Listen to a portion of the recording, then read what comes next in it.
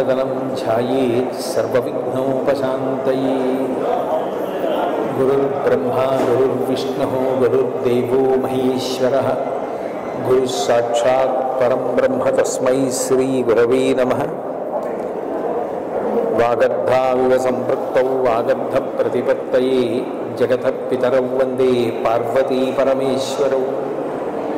सुक्तिं समग्रेतुन स्वयमेव लक्ष्मीः श्रीरङ्गराजमहिषी मधुरैकटाक्षैः वैदग्ध्यवर्णकुडकुम्भनगौरवैर्यां कण्डूलकर्णकुहराः कपयोधयन्ति। हैमोध्वपुण्ड्रमजहन्मकुटं सुनासं मन्दस्मितं मकरकुण्डलचारुगण्डं बिम्बाधरं बहुलतीर्थकृपाकटाक्षं श्रीवेङ्कटेशमुखमात्मनिसन् विमलपटी हस्तमुखी कामाक्षी पक्ष्मलक्षी कलितविपञ्ची विभासि वैरिञ्ची मनोजवं मारुततुल्यवेगं जितेन्द्रियं बुद्धिमतां वरिष्ठं वातात्मजं वनरयूथमुख्यं श्रीरामदूतं शिरसा नमामि। आपदामपहर्तारं दातारं सर्वसम्पदां लोकाभिरामं श्रीराम।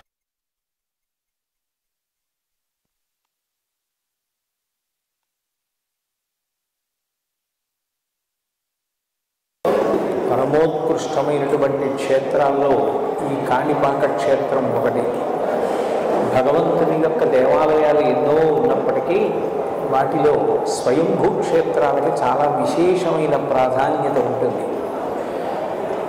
భగవంతుడు తనంత తానుగా వ్యక్తమైన క్షేత్రం ఏదో దానిని స్వయంభూ క్షేత్రము అంటారు. అట్లా భగవంతుడు తనంత తాను వ్యక్తం అయిన క్షేత్రాలతో పాటుగా దేవతల చేత ప్రతిష్ఠింపబడినవి, ఋషుల చేత ప్రతిష్ఠింపబడినవి, రాక్షసుల చేత ప్రతిష్ఠింపబడినవి, మనుష్యుల చేత ప్రతిష్ఠింపబడినవి, ప్రకృతి సిద్ధంగా ఏర్పడినటువంటివి కూడా భగవంతుడు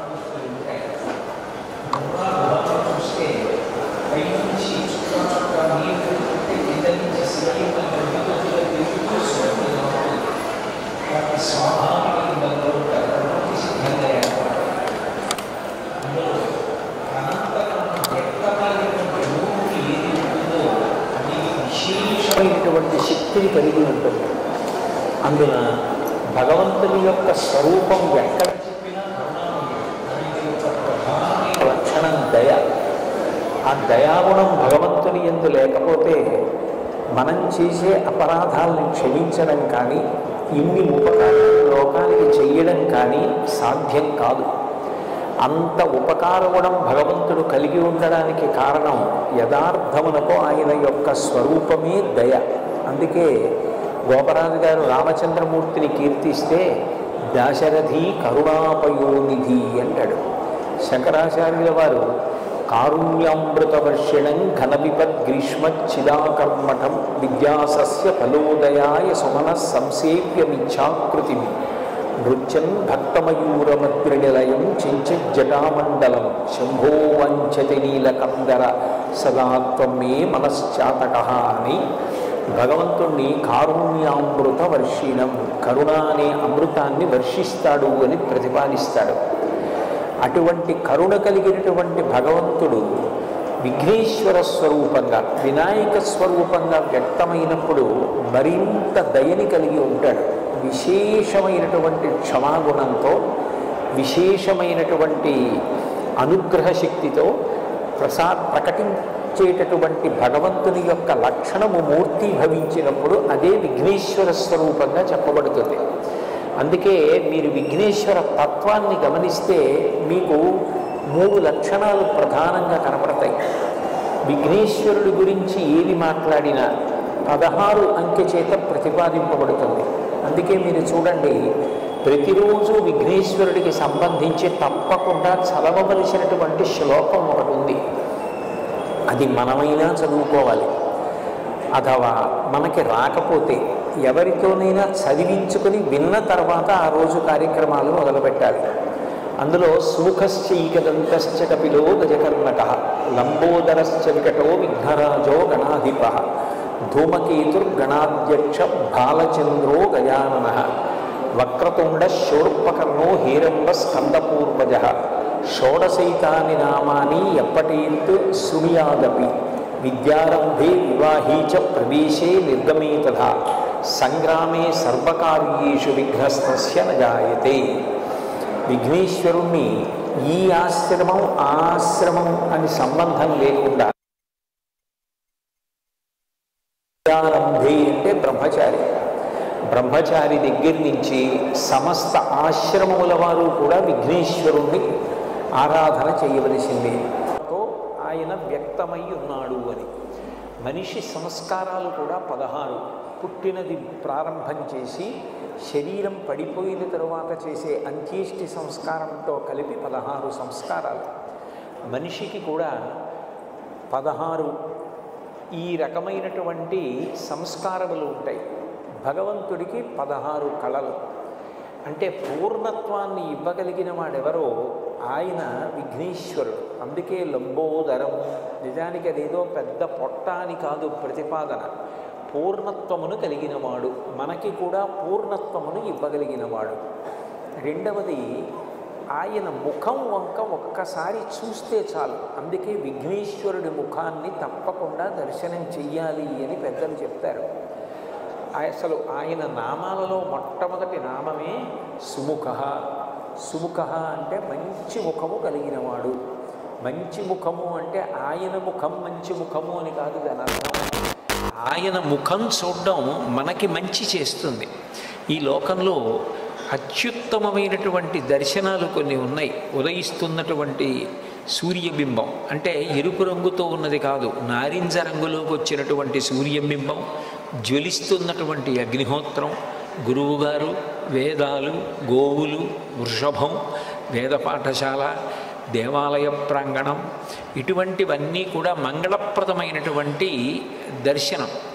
అటువంటి దర్శనాలలో చాలా గొప్పది ఏది అంటే ఏనుగు యొక్క కుంభస్థలం వంక చూడడం.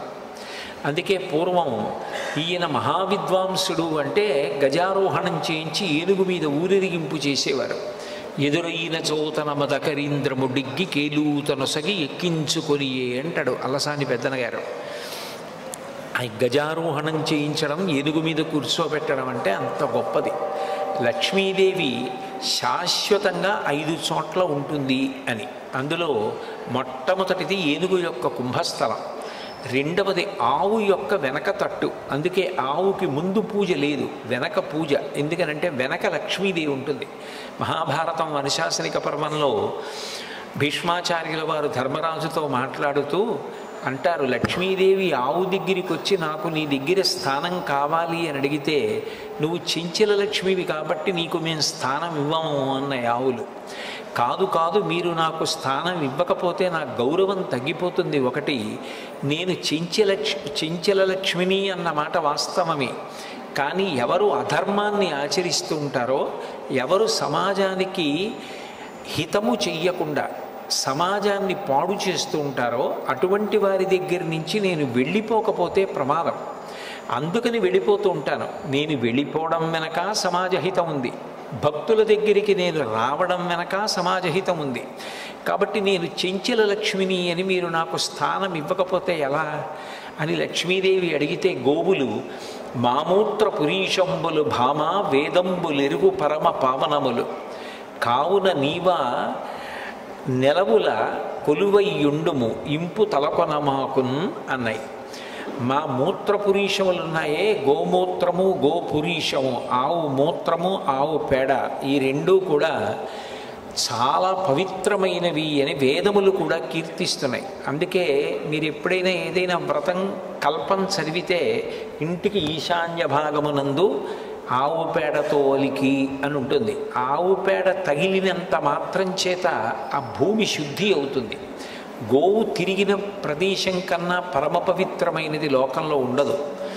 అటువంటి ఆవు పేడలో గోమూత్రములో లక్ష్మీదేవి ఉంటుంది. అందుకే గోవుకి పృష్ఠభాగమునందు పూజ, ఏనుగుకి కుంభస్థలంలో లక్ష్మీదేవి ఉంటుంది, ఆవుకి వెనక తట్టులో ఉంటుంది, తామర పువ్వులో ఉంటుంది, బిల్వం మారేడు దళంలో ఉంటుంది, 5వ స్థానం సువాసిని పాపట తీసుకునేటటువంటి ప్రారంభ స్థానంలో సింధూరం కానీ కుంకం కానీ పెట్టుకుంటారు. అక్కడ లక్ష్మీదేవి నివాసం చేస్తుంది. ఈ 5 లక్ష్మీదేవికి శాశ్వత స్థానములు అని చెప్తోంది శాస్త్రం. అందుకని ఏనుగు ముఖం చూడడం లక్ష్మీదేవి యొక్క అనుగ్రహానికి కారణం. ఏనుగు ముఖం విఘ్నేశ్వరుడికి ఉంది కాబట్టి ఆయనది శ్రీముఖం, సుముఖం. అందుకని విఘ్నేశ్వరుణ్ణి పొద్దున్నే ఒక్కసారి చూసి నమస్కారం చేస్తే చాలు. అది లోకంలో ఎక్కడా లేని విశేషం. ఒక్కసారి ఆయన ముఖం వంక చూసి నమస్కారం చేసి 16 నామములు ఉన్న శ్లోకం చెప్పి బయటికి వెడితే చాలు, విజయం సిద్ధిస్తుంది అని. రెండవది ఆయన యొక్క అపారమైన కరుణ. ఇంకా అంతా ఇంత కరుణ కాదు విఘ్నేశ్వరుడిది. ఆయన క్షమించినంత తొందరగా ఎవ్వరూ క్షమించరు. మీరు చూడండి, అందరికన్నా ఎక్కువగా మరిచిపోయే లక్షణం ఎవరికి ఉంటుంది అంటే పిల్లల యందు ఉంటుంది. మీరు పిల్లలు అనేటప్పటికీ ఒక విషయం జ్ఞాపకానికి తెచ్చుకోవచ్చు. పెద్దవాళ్ళు ఏదైనా తింటున్నారనుకోండి, ఎవరో పెద్దలు వచ్చారు ఇంటికి, ఇంట్లో భోజనమో పలహారమో చేస్తున్న పెద్ద ఆయన ఆ పళ్ళెం పట్టుకునో లేకపోతే చేతిలో ఏ ఉండ్రాయో కుడుమో పట్టుకుని తింటూ వీధిలోకి వెళ్ళి స్వాగతం పలకడు. ఆ పళ్ళెం లోపల పెట్టి తాను పెడతాడు. విఘ్నేశ్వరుడు ఒక్కడు మాత్రం చేతిలో కుడుము పట్టుకుని తిరుగుతూ ఉంటాడు. అంటే పిల్లవాడి లక్షణం. పిల్లవాడు చూడండి, తాతగారు ఎవరో పెద్దవాళ్లతో మాట్లాడుతుంటే వచ్చి తాతగారు తాతగారు అని విసిగిస్తాడు. తాతగారు కాసేపు పక్కకి పో అని విసుక్కుంటే కోపం వచ్చి పక్కకి వెళ్ళిపోయి తాతగారు నన్ను దెబ్బలాడారని మనసులో పెట్టుకుని బాధపడతాడు, ఏడుస్తాడు. వాళ్ళు వెళ్ళిపోగానే తాతగారు పిలిచి ఇదిగో ఈ పండు తిను అంటే మళ్ళీ పరిగెత్తుకుంటూ వచ్చేసి తాత తాత తాత అంటూ ఒళ్ళోకి ఎక్కి కూర్చుని తాతతో కబుర్లు చెప్తాడు.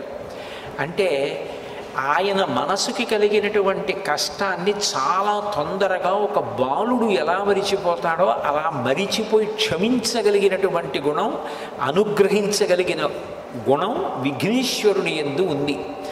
అందుకని ఆయన బాలరూపంతో ఎప్పుడు చేతిలో కుడుము పట్టుకుని తిరుగుతుంటాడు. అది కారణం. బాలగణపతి అని ఎప్పటికీ ఆయన పరమశివుని యొక్క పెద్ద కుమారుడు. తమిళ దేశంలో పిళ్ళయార్ పిళ్ళయార్ అంటుంటారు. అంటే పెద్ద కొడుకు పెద్ద కొడుకు. ఎప్పటికీ అలా పెద్ద కొడుకు ఒక పిల్లవాడిగా ఉండిపోవడానికి కారణం ఏమిటంటే ఆయన యొక్క క్షమాగుణం. ఇది రెండవ లక్షణం. ఇక మూడవ లక్షణం ఏమిటి అంటే విఘ్నేశ్వరుణ్ణి స్మరించినంత మాత్రము చేత విఘ్నము తొలగిపోతుంది. విఘ్నము అంటే పరమ ప్రమాదకరమైనది. అది కార్యహంతి, అంటే ఇక కార్యము జరగకుండా చేసేస్తుంది. ఏదో కష్టపడితే కార్యం జరగడం కాదు, అసలు ఇక ఆ కార్యం జరగదు, అర్ధంతరంగా ఆగిపోతుంది. అట్లా కార్యం ఆగిపోయింది అంటే విఘ్నేశ్వరుని యొక్క అనుగ్రహం లేదు అని గుర్తు. అందుచేత విఘ్నమును తొలగించి కార్యము జరిగేటట్లు చెయ్యగలిగిన వాడెవరు అంటే విఘ్నేశ్వరుడు.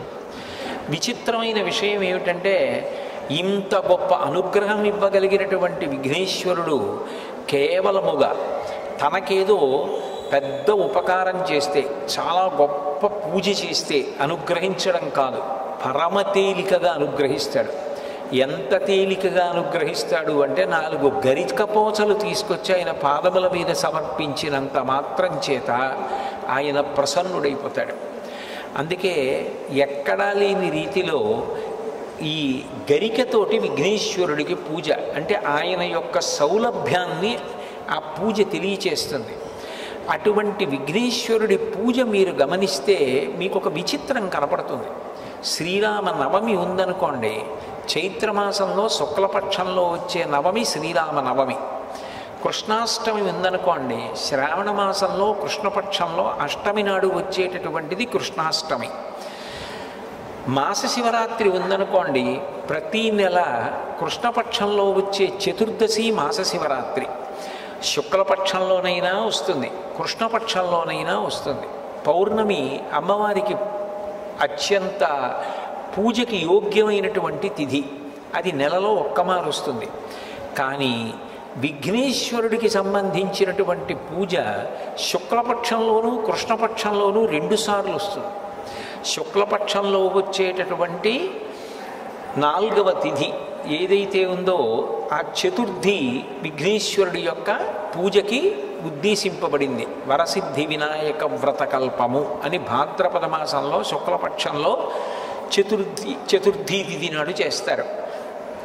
మళ్ళీ సంకటహర చతుర్థి అని కృష్ణపక్షంలో వచ్చేటటువంటి చతుర్థి అంటే 4వ తిథి నాడు చేస్తారు. విచిత్రం ఏమిటంటే శుక్లపక్షంలో వచ్చే 4వ తిథి నాడు విఘ్నేశ్వరుడికి వ్రతం, కృష్ణపక్షంలో వచ్చేటటువంటి 4వ తిథి నాడు కూడా విఘ్నేశ్వరుడికి వ్రతం. ఈ రెండూ కూడా విఘ్నేశ్వర సంబంధమైన వ్రతాలే. ఇంకా విచిత్రమైన విషయం ఏమిటంటే ఈ 2 వ్రతాలని నిర్ణయించినటువంటి వాడు కూడా విఘ్నేశ్వరుడే.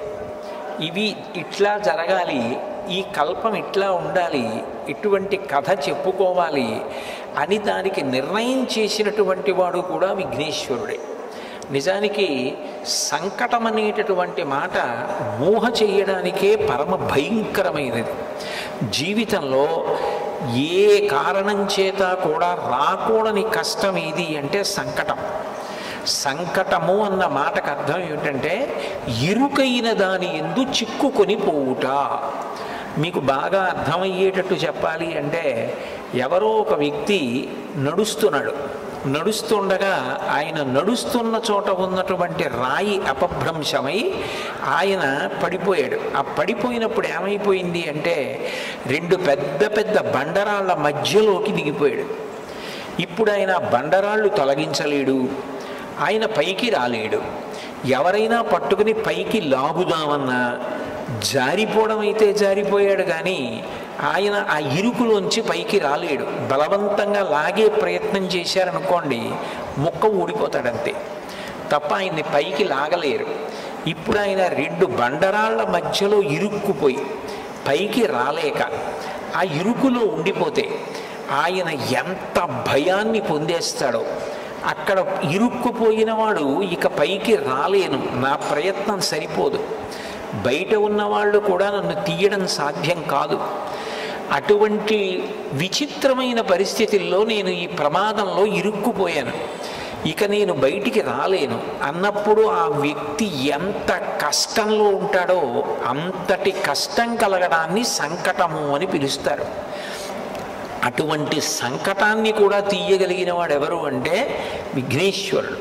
మీరు అందుకే కొంచెం జాగ్రత్తగా పరిశీలిస్తే కాలంలో భాద్రపద మాసంలో వస్తుంది విఘ్నేశ్వరుని యొక్క ఈ చతుర్థి. కారణం ఏమిటంటే మీరు చూడండి, శ్రావణ మాసం వర్షాలు నభోమాసం అంటారు. నల్లటి మబ్బులు ఆకాశంలో బాగా కిందకి దిగి వచ్చేసి చీకటిగా ఉండి విశేషంగా వర్షం పడుతుంది. భాద్రపద మాసం వచ్చేటప్పటికీ అంతకుముందు శ్రావణ మాసంలో వర్షాలు పడిపోయిన కారణం చేత తీగలు డొంకలు అన్నీ పెరిగిపోతాయి. అరణ్యంలో ముందు శాకాహారం తినే ప్రాణులు బాగా తింటే తప్ప మాంసాహారం తినే ప్రాణులకు ఆహారం దొరకదు. ముందు ఒక కుందేలో లేడో జంకో కడుపు నిండా తిందనుకోండి, అప్పుడు మాంసాహారం తినే పెద్ద పులి సింహం లాంటివి ఆ లేడినో జింకనో తింటాయి. అది తినాలంటే అరణ్యంలో స్వేచ్ఛగా తిరగడానికి తీగలు మొక్కలు డొంకలు అడ్డొచ్చేస్తాయి. అప్పుడు దాన్ని తొలగించేది ఎవరు అంటే మొట్టమొదట ఏనుగు నడుస్తుంది. ఏనుగు కేవలం నడిచి వెళ్ళిపోతుంది. ఏనుగు యొక్క శరీరమే దానికి గొప్ప ఉపకరణం. అది నడిచి వెళ్ళిపోతుంటే తీగలు అవి అన్నీ తెగిపోతాయి. దాని తొండంతో అది అడ్డొచ్చిన వాటన్నింటినీ తొలగతోసుకుంటూ కాళ్ళతో తొక్కుతూ వెళ్ళిపోతుంది. ఏనుగు వెళ్ళిపోయిందనుకోండి మార్గం వచ్చేస్తుంది. ఆ మార్గంలో లేళ్ళు జింకలు వెళ్ళిపోతాయి. నాయకుడు అన్న మాటకు అర్థం ఏమిటంటే ముందు నుండి నడిపించగలిగినటువంటి వాడిని నాయకుడు అంటారు. నాయక, నయనం అంటే కన్ను, ఇది ముందు పనిచేస్తుంది, దూరంగా ఉన్నదాన్ని కూడా చూస్తుంది. మనసు దాని యందు అనురక్తమవుతుంది. ముందు కన్ను పెడుతుంది. నాయకుడు ముందెడతాడు. నాయకుడి వెనక మిగిలిన వాళ్ళందరూ నడుస్తారు. ఆ నాయకుడు దారి తప్పాడు అనుకోండి, వెనకనున్న వాళ్ళందరూ కూడా దారి తప్పుతారు. నాయకుడే గోతిలో పడిపోయాడు అనుకోండి, వెనకనున్న వాళ్ళందరూ గోతిలో పడిపోతారు. అందుకని నాయకుడు విశిష్టమైన నాయకుడై ఉండాలి. వి అన్న అక్షరానికి సంస్కృతంలో గొప్పది అన్న అర్థం ఉంటుంది, చెడ్డది అన్న అర్థం ఉంటుంది. అది సందర్భాన్ని బట్టి వి ఎలా వాడారు అన్నది చూసుకోవాలి. వినాయకుడు అంటే విశిష్టమైన నాయకుడు. విఘ్నేశ్వరుడికి ఒక్క నమస్కారం పెడితే ఆయన ముందు నడుస్తాడు. ఆయన ముందు నడుస్తున్నాడు అనుకోండి, విఘ్నములన్నిటినీ పోగొట్టేస్తాడు. మీకు ఆశ్చర్యకరమైన విషయం ఏమిటంటే, విఘ్నేశ్వరుడు విఘ్నములను పోగొట్టడమే కాదు, విఘ్నమును కల్పిస్తాడు కూడా. ఒక్కొక్క చోట ఇద్దరు వినాయకులు ఉంటారు. ఇద్దరు వినాయకులు ఉంటే గుర్తు ఏమిటంటే, ఒకడు విఘ్నకరుడు, విఘ్నాన్ని కల్పిస్తాడు. ఇంకొక ఆయన విఘ్నహరుడు, విఘ్నాన్ని తీసేస్తాడు. విఘ్నం ఎందుకు కల్పిస్తాడు అంటే, ఒకడు అత్యంత ప్రమాదకరమైన పని ఏదో చేయబోతున్నాడు అనుకోండి, వాడు సమాజానికి అంతటికీ కూడా ప్రమాదము జరిగేటటువంటి పని సమాజం మీద అక్కసుతో చేయడానికి సిద్ధపడుతున్నాడు. వాడు చేద్దామనుకున్న పని జరగకుండా విఘ్నేశ్వరుడు అడ్డొచ్చి సమాజాన్ని కాపాడతాడు. అప్పుడు ఆయన విఘ్నకరుడు. అంటే చెడు చేసే వాళ్ళకి విఘ్నం కల్పించి చెడు జరగకుండా చేసి సమాజాన్ని కాపాడతాడు. మంచి చేసే వాళ్ళకి విఘ్నం అడ్డు రాకుండా చూసి విఘ్నాన్ని తొలగించి కాపాడతాడు. అందుకని విఘ్నకరుడు విఘ్నహరుడు అని ఇద్దరు వినాయకులు ఒకే దేవాలయంలో కనపడితే అది గుర్తు. అటువంటి విఘ్నేశ్వరుడు సంకటహర వినాయకుడు. అంటే ఆయన సంకటంలో పడిపోయి జీవితంలో ఇక పైకి రాలేకపోయినటువంటి అత్యంత ఇరుకైన ప్రదేశంలో చిక్కుకుపోయిన వాడిని కూడా, అంత కష్టంలో పడిపోయిన వాడిని కూడా పైకెత్తుతాడు.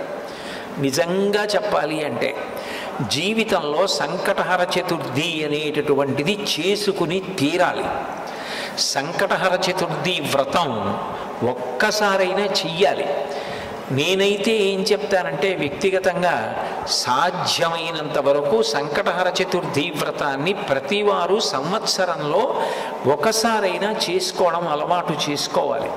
నేను ఎందుకు ఈ మాట అంటున్నానంటే, వేదవ్యాసుడు దేవీ భాగవతం చేస్తూ ఒక మాట అంటాడు, కాలోహి బలవాన్ కర్త సతతం సుఖదుఃఖయో నరాణం పరతంత్రాణం పుణ్య పాపానుయోగత. భగవంతుడు మనకొక సుఖాన్ని ఇస్తే మన పుణ్యాన్ని అడ్డుపెట్టిస్తాడు. మనకి దుఃఖాన్ని ఇస్తే మనం చేసిన పాపాన్ని అడ్డుపెట్టిస్తాడు.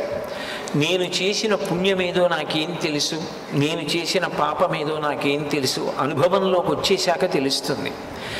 అది అనుభవంలోకి వచ్చేసి సంకటం ఏర్పడిపోయిన తరువాత పరుగులు తీసే కన్నా అటువంటి సంకట స్థితి రాకుండా ముందే సంకటహర చతుర్థి వ్రతాన్ని చేసుకున్నారనుకోండి, శాస్త్రం మీద నమ్మకం ఉండడమే శ్రద్ధ అని పిలువబడుతుంది. దాని వలన వచ్చే ఇబ్బంది ఏముంది? పెద్దలు చెప్పారు, శాస్త్రాలు చెప్పాయి, పురాణాలు చెప్పాయి, ఆ సంకటహర చతుర్థి వ్రతం చేసుకుంటున్నాం. ఈ సంకటహర చతుర్థి వ్రతం అనేటటువంటిది పరమ ప్రఖ్యాతి వహించింది. సర్వసాధారణంగా సంకటమునందు ఒక రాజుగారు పడిపోయాడండి, ఒక మనిషి పడిపోయాడండి అన్నాను అనుకోండి, అప్పుడు అది సహజం కదా అంటాం. కాదు, సంకటం అనేది ఎంత కష్టమైనదో చెప్పడానికి ఆయన సాక్షాత్ పరిపూర్ణావతారమైన కరుణాసముద్రుడైన ఆయన అట్లా ఇరుక్కునే అవకాశం లేకపోయినా లోకానికి దాని యొక్క వ్యగ్రతని చూపించడానికి శ్రీకృష్ణ భగవానుడే స్వయంగా సంకటంలో ఇరుక్కున్నాడు. అది ఆయన తొలగించుకోలేక కాదు, లోకానికి సంకటం ఎంత భయంకరంగా ఉంటుందో చెప్పడానికి సంకట స్థితిని ముందు కృష్ణుడు అనుభవించాడు. చూడండి, కష్టం తల్లి తండ్రి అనుభవించి పిల్లల్ని సుఖపెడతారు. అట్లా మనకి సంకటం కలగకుండా ఉండడం కోసం తాను సంకటమునందు కృష్ణ పరమాత్మ ఇరుక్కుని చతుర్థి వ్రతాన్ని చేసి, ఆ వ్రతం చేసిన కారణం చేత సంకటం నుంచి ఎలా పైకి రావచ్చో లోకానికి నిరూపించాడు. విశేషం ఏమిటంటే, ఇందులో మేనమామ మేనల్లుడి యొక్క పాత్ర గొప్పది. మేనమామ కృష్ణ పరమాత్మ, ఎందుకనంటే పార్వతీదేవి యొక్క సోదరుడు కదూ నారాయణ నారాయణి. కృష్ణ పరమాత్మగా వచ్చినప్పుడు ఆయనేమో నంద యశోదల దగ్గర మొట్టమొదట వెళ్ళి పడుకున్నాడు. పుట్టినది దేవకీ వసుదేవులకి. ఆ దేవకీ వసుదేవులకి కూతురుగా యోగమాయ అమ్మవారు వచ్చింది. ఆమె జన్మించింది నందయశోదలకు జన్మించింది. అంటే ఒకే తల్లిదండ్రులకు జన్మించిన కొడుకు కూతురు ఏమవుతారు? అన్నా చెల్లెళ్ళు అవుతారు. నారాయణ నారాయణి. హంస హంసిని అన్నాను అనుకోండి, భార్యాభర్తలు. శివ శివాని భార్యాభర్తలు. భవ భవాని భార్యాభర్తలు. రుద్ర రుద్రాణి భార్యాభర్తలు. నారాయణ నారాయణి భార్యాభర్తలు గారు, అన్నా చెల్లెళ్ళు. విష్ణువు చెల్లెలు. విష్ణువు వైష్ణవి. ఇద్దరూ నల్లగా ఉంటారు. ఇద్దరూ అవతారాలు తీసుకుంటారు. ఇద్దరూ ధర్మ సంస్థాపన చేస్తారు. ఇద్దరూ భక్తులను అనుగ్రహిస్తారు. అందుకని నారాయణుని చెల్లెలు నారాయణి పార్వతీదేవి. పార్వతీదేవి పెద్ద కుమారుడు విఘ్నేశ్వరుడు. కాబట్టి మేనమామ ఎవరు? నారాయణ కృష్ణ పరమాత్మ. పరిపూర్ణావతారం. పరిపూర్ణావతారం అంటే అన్ని అవతారముల తేజస్సు ఆయనలోకి వెళ్ళిపోతుంది. అంతటి పరిపూర్ణావతారమైన కృష్ణావతారం సంకట స్థితిలో పడినటువంటి స్థితి నుండి బయటికి వచ్చినటువంటి విధానమేదో అదే సంకటహర చతుర్థి. అయితే విశేషం ఏమిటంటే ఈ సంకటహర చతుర్థి కానీ శుక్లపక్షంలో భాద్రపద మాసంలో రేపు వస్తోంది కదూ విఘ్నేశ్వర చతుర్థి, వరసిద్ధి వినాయక వ్రతం కానీ విఘ్నేశ్వరుడే ప్రవేశపెట్టి ఉండడం. దురదృష్టకరమైన విషయం ఏమిటంటే ఇది నేను చెప్పేటప్పుడు ఎవరిని విమర్శించడం నా ఉద్దేశ్యం కాదు. ఈ సంకటహర చతుర్థి వ్రతానికి సంబంధించినటువంటి విషయం కానీ భాద్రపద మాసంలో శుక్లపక్షంలో వచ్చేటటువంటి చతుర్థి వ్రతం చేసుకున్నప్పుడు చెప్పేటటువంటి కథ కానీ పురాణమునందు ఎట్లా చెప్పబడిందో అట్లా చెప్పకుండా చిత్ర విచిత్రంగా అర్థం లేనటువంటి మార్పులతోటి చెప్పబడుతుండడం చాలా బాధాకరమైనటువంటి విశేషం. నిజానికి పరాశర మహర్షి కృతమైనటువంటి విష్ణు పురాణంలో ఉన్న ఒక శ్లోకాన్ని చదువుకున్నా చాలు అని విఘ్నేశ్వరుడు ఆనతి ఇచ్చాడు. కారణం ఏమిటంటే నిజానికి శమంతకోపాఖ్యానం అనేటటువంటి కథ జ్ఞాపకం పెట్టుకోవడం చాలా చాలా కష్టమైనటువంటి కథ. అది మీరు ఒకసారి విన్నారనుకోండి, మీకు బాగా జ్ఞాపకం ఉండిపోయిందనుకోండి, చాలా సంతోషకరమైన విషయం. కానీ అంత తేలికగా జ్ఞాపకం ఉండిపోవడం సాధ్యం కాదు. కొంచెం మలుపులు అట్లా తిరిగిపోతుంది. అందుకని విఘ్నేశ్వరుడు ఎంత దయామయుడంటే మీరు ఈ కథంతా యథాతథంగా చెప్పుకోలేకపోతే ఒక్క శ్లోకాన్ని చదవండి చాలు, మీరు శమంతకోపాఖ్యానం చెప్పుకున్నట్లుగా నేను అనుగ్రహిస్తాను అన్నాడు. ఇప్పుడు నేను ఆ శమంతకోపాఖ్యానము వలన ఈ భాద్రపద శుక్లపక్షంలో వచ్చే చతుర్థి వ్రతం ఎలా వచ్చింది, కృష్ణపక్షంలో వచ్చేటటువంటి చతుర్థి సంకటహర చతుర్థి ఎలా వచ్చింది అన్న విషయాల గురించి మాట్లాడడానికి ప్రయత్నం చేస్తాను. అయితే ఇందులో చాలా ముఖ్యమైనటువంటి విషయములు అనేకము చెప్పబడ్డాయి కాబట్టి వీటన్నింటినీ కూడా ప్రస్తావించడం, అనేక శ్లోకాలు పద్యాలతోటి ఉటంకించడం దీర్ఘకాలం తీసుకుంటుంది. కాబట్టి సాధ్యమైనంత తేలికగా మీకందరికీ అర్థమవ్వడానికి అవకాశం కల్పించడం కోసం నాకు భగవంతుడిచ్చినటువంటి అనుగ్రహం మేరకు కేవలము వచనముగా మీకు అందించడానికి ప్రయత్నం చేస్తాను. పూర్వం యదువంశంలో నిఘ్నుడు అని ఒక మహారాజు గారు ఉండేవారు. ఆయనకి ఇద్దరు కుమారులు, సత్రాజిత్తు, ప్రసేనుడు. ఆ సత్రాజిత్తు సూర్య భగవానుడిని ఆరాధన చేశాడు. ఆరాధన చేసినప్పుడు సూర్య భగవానుడు ప్రత్యక్షమయ్యాడు. ప్రత్యక్షంగా కంటికి కనపడేటటువంటి పరబ్రహ్మస్వరూపం సూర్య భగవానుడు. సృష్టికర్త, స్థితికర్త, ప్రళయకర్త ముగ్గురు కలిసిపోయి ఒక వెలుగుల ముద్ద అయిపోయి కనపడితే ఈ కంటితో చూడడానికి వీలైనటువంటి పరబ్రహ్మస్వరూపం సూర్య భగవాన్. అందుకే తిక్కన గారు భారతంలో నీరజాకరములు నిష్ఠయై చేసిన భవ్యతపంబు ఫలమనంగా దినసముఖాకి నందిత చక్రయుగ్మకంబులయనురాగంపు బ్రూవనంగా హరిహర బ్రహ్మ మహానుభావంబులొక్కటింకాగరగిన గట్టి అనగా అతుల వేదత్రయ లతికాచయము పెనుబంధన్ పుట్టెడు మూల కందమనగా అఖిల జగముల కందర ఎగుచు జనసమాజ కరపుట హృదయ సరోజములకు ముకుళనంబును జృంభణంబును నర్చి భానుబింబంబు పూర్వాద్రిపై వెలింగే అంటారు. హరి హర బ్రహ్మ మహానుభావంబులొక్కటింకాగరగిన గట్టి అనగా సృష్టికర్త స్థితికర్త ప్రళయకర్త ముగ్గురు కలిసి పరబ్రహ్మముగా ఈ కంటితో చూడడానికి వీలైన కాంతిపుంజంగా ఆకాశంలో ప్రకాశిస్తే అదే సూర్యనారాయణమూర్తి. ఆ సూర్యుణ్ణి ఉపాసన చేశాడు సత్రాజిత్తు. ఉపాసన చేస్తే సూర్యభగవానుడు ప్రత్యక్షమయ్యాడు. ఒక రూపంతో భూమి మీదకి దిగొస్తే ప్రత్యక్షమయ్యాడు అంటారు. ఈ కంటితో చూడడానికి వీలుగా తన తేజస్సుని తగ్గించుకుని వస్తాడు భగవంతుడు. అట్లా వచ్చాడు. వస్తే స్తుతి చేసినటువంటి సత్రాజిత్తు సూర్యనారాయణమూర్తి యొక్క మెడలో ఉన్నటువంటి శమంతకమణిని అడిగాడు. అడిగితే సూర్యభగవానుడు అన్నాడు, ఈ శమంతకమణిని ఇవ్వడానికి నాకు అభ్యంతరం లేదు, నేను నీకు ఇస్తాను. కానీ ఈ శమంతకమణి వలన కొన్ని ప్రయోజనాలు ఉన్నాయి, కొన్ని ప్రమాదాలు ఉన్నాయి. ఈ శమంతకమణి రోజుకి విశేషంగా బంగారాన్ని ఇస్తుంది, బారువుల బంగారం ఇస్తుంది. అంత బంగారం ఒక వ్యక్తి దగ్గర పెరిగిపోతే లోకకంటకుడవుతాడు. అంటే లోకమంతా కూడా ఆయన్ని నిందిస్తుంది, అంత డబ్బు ఉందని, అసూయ చేత. అది ఒకటో ప్రమాదం. రెండవది, ఈ శమంతకమణి ఎవరు మెడలో వేసుకున్నారో వారు ఎప్పుడూ బాహ్యమునందు ఆంతరమునందు శౌచంతో ఉండాలి. అంటే మూత్ర విసర్జన చేసిన, శరీరంలోంచి ఏదైనా మలం బయటికి వెళ్ళినా వెంటనే కాళ్ళు చేతులు కడుక్కుని ఆచమనం చేయాలి, స్నానం చేయాలి. లోపల దుర్మార్గమైన ఆలోచనలు రాకూడదు.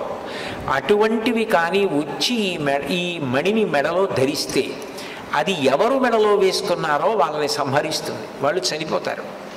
కాబట్టి ఈ మణి వలన ప్రయోజనము ఉంది, ప్రమాదము ఉంది. ఈ మణి ఎక్కడ ఉంటుందో అక్కడ దుర్భిక్షం ఉండదు, కరువు ఉండదు, కాటకం ఉండదు, అనారోగ్యం ఉండదు, ప్రమాదకరమైన వ్యాధులు ఉండవు. ఇవన్నీ శమంతకమణి ఉన్న చోట ఉండే లక్షణాలు. శమంతకమణి ధరించిన వ్యక్తి బాహ్యాభ్యంతర శౌచాన్ని పొంది ఉండకపోతే మాత్రం ఆ వ్యక్తి మరణిస్తాడు అని చెప్పి సూర్యభగవానుడు శమంతకమణిని సత్రాజిత్తుకి ఇచ్చాడు. సత్రాజిత్తు సంతోషంగా మణిని మెడలో వేసుకుని నగర వీధులలో వస్తున్నాడు. ద్వారకానగర పౌరులందరూ కూడా ఆ సత్రాజిత్తుని చూసి ఎంత తేజస్సుతో వెలిగిపోతున్నాడో, బహుశా ఎవరో దేవత వస్తున్నాడు కృష్ణ పరమాత్మ దర్శనానికి అనుకొని పరిగెత్తికెళ్ళి కృష్ణుడికి చెప్పారు. కృష్ణుడికి తెలియని విషయం ఏముంటుంది, సర్వజ్ఞుడు. సూర్యనారాయణమూర్తి నుండి వరంగా శమంతకమణిని సత్రాజిత్తు పొందాడు అన్న విషయాన్ని గ్రహించి సత్రాజిత్తుని సభకి పిలిపించి, వ్యక్తి ఐశ్వర్యవంతుడైపోయి ప్రభుత్వం పేదదైపోతే అర్థం లేని విషయం అయిపోతుంది. ప్రభుత్వం శాసనం చేయవలసినది, ప్రభుత్వం దేశానికి అంతటికీ కూడా ఉపకారం చేయవలసినది. కాబట్టి వ్యక్తి ఐశ్వర్యవంతుడై ఉండాలా, ప్రభుత్వం ఐశ్వర్యవంతంగా ఉండాలా అంటే ప్రభుత్వం ఐశ్వర్యంగా ఉండాలి. ప్రభుత్వం కన్నా ఐశ్వర్యం వ్యక్తుల దగ్గర ఉండడానికి వీల్లేదు. అందుకే రత్నహారీ చపార్థివ అని పేరు. ఎక్కడ విలువైనది దొరికినా అది ప్రభుత్వానికి చెందుతుంది, రాజుకి చెందుతుంది. ఈ శమంతకమణి నీ దగ్గర ఉంటే బారువుల బంగారం నీ దగ్గర పెరిగిపోతే ఉపయోగం ఏముంది? ఇది మహారాజు దగ్గర ఉంటే ఈ బంగారం దేశక్షేమానికి వినియోగించవచ్చు. కాబట్టి ఆ శమంతకమణిని మహారాజుకి ఇమ్మని అడిగాడు. కృష్ణ పరమాత్మ యొక్క తత్వాన్ని మీరు పరిశీలిస్తే ఆయన దయాసముద్రుడు, ఆయన పరమాత్మ. ఆయనకి స్వార్థం, ఆయనకి అవన్నీ తీసుకుని దాచుకుందామన్న అవసరం ఆయనకి ఎందుకుంటుంది? లక్ష్మీదేవికి పతి ఆయన, లక్ష్మీదేవికే భర్త అయిన పరమాత్మ ఇవన్నీ నాకు కావాలని కోరుకోవలసిన అవసరం ఏముంది? ప్రజాక్షేమము కొరకు అడిగాడు ఆయన. కానీ సత్రాజిత్తు ఇవ్వకపోగా ఈ కృష్ణ పరమాత్మకి బాల్యం నుంచి కూడా నవనీత చోరుడు అని ఒక పేరుంది. ఈ శమంతకమణిని అపహరిస్తాడేమోనని భయపడి తన దగ్గర పెట్టుకోవడం మానేశాడు. అంటే ఆంతరమునందు శౌచము పోయింది, భగవంతుడికి వ్యతిరేకమైన ఆలోచన వచ్చింది, స్వార్థం పెరిగిపోయింది. ప్రభువు దగ్గర ఉండవలసినది తన దగ్గరే ఉండాలని కోరిక పెరిగింది. ఇదంతా కూడా ఆంతర శౌచం పోవడానికి కారణమైంది. తన దగ్గర ఉంటే ప్రమాదం జరుగుతుందేమో అని తన తమ్ముడు ప్రసేనజిత్తుకి ఇచ్చి ఇది నువ్వు మెడలో వేసుకు తిరిగన్నాడు. ప్రసేనజిత్తు మెడలో వేసుకు తిరుగుతుండేవాడు. ఒక రోజున ప్రసేనజిత్తు వేటకి బయలుదేరాడు. బయలుదేరి వేటకి వెళ్ళినప్పుడు అనుకోకుండా ఆయనతో పాటు కృష్ణ పరమాత్మ కూడా వెళ్ళాడు. అనేక మంది పౌరులు కూడా వెళ్ళారు. అరణ్యంలో క్రూర మృగాల్ని వేటాడుతున్నారు. సమయం తెలియలేదు. వేట అనేటటువంటిది తమకంతో కూడుకున్నది.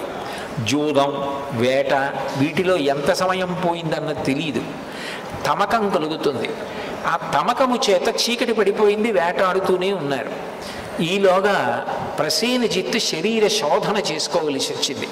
శరీర శోధన అంటే శరీరంలో పెరిగిపోయినటువంటి అపవిత్రమైన మలినమైనటువంటి నీరు మూత్రంగా విడిచిపెట్టేయడం, ఇటువంటి పనులు. అవి విడిచిపెడితే కాళ్ళు చేతులు కడుక్కోవాలి, ఆచమనం చెయ్యాలి, లేకపోతే బాహ్య శౌచం ఉండదు. కాబట్టి చీకటి పడిపోయే సమయానికి ప్రసేనజిత్ అరణ్యంలో శరీర శోధన చేశాడు. కానీ కాళ్ళు చేతులు కడుక్కుని ఆచమనం చేయలేదు. దాంతో బాహ్య శౌచం పోయింది. ఎప్పుడైతే బాహ్య శౌచం పోయిందో శమంతకమణి వలన ప్రమాదం ఏర్పడుతుంది. ఇప్పుడు బాగా అరణ్యం, ఆ పైన చీకటి పడిపోయింది. ఈ ప్రసేనజిత్తు గుర్రం మీద తిరిగి ఊరు వెళ్ళిపోతున్నాడు ద్వారకా నగరానికి. అకస్మాత్తుగా ఎక్కడి నుంచో ఒక సింహం వచ్చి ప్రసేనజిత్తు మీద పడి ఒక్క ఊదుటలోనే ఆ ప్రసేనజిత్తుని చంపేసింది. చంపేసి ఆయన శరీరాన్ని కొంత తినేసింది, గుర్రాన్ని కొంత తినేసింది. అంత చీకటిలో కూడా వెలిగిపోతున్నటువంటి ఆ శమంతకమణిని ఆశ్చర్యంతో చూసి తినడానికి పనికి రాకపోయినా నోట కరుచుకొని పట్టుకుపోయింది. దానికి ఎందుకో పనికిరాదు, కానీ అంత ఆకర్షణీయంగా ఉంది ఆ శమంతకమణి. అంత చీకట్లో కూడా వెలిగిపోతోంది, ఇదేమిటో అని నోట కరుచుకుని పోయింది. చీకటి పడిపోయింది, ప్రసేనజిత్తు కనపడలేదు. అందరూ ఇంటికి వెళ్ళిపోయారు.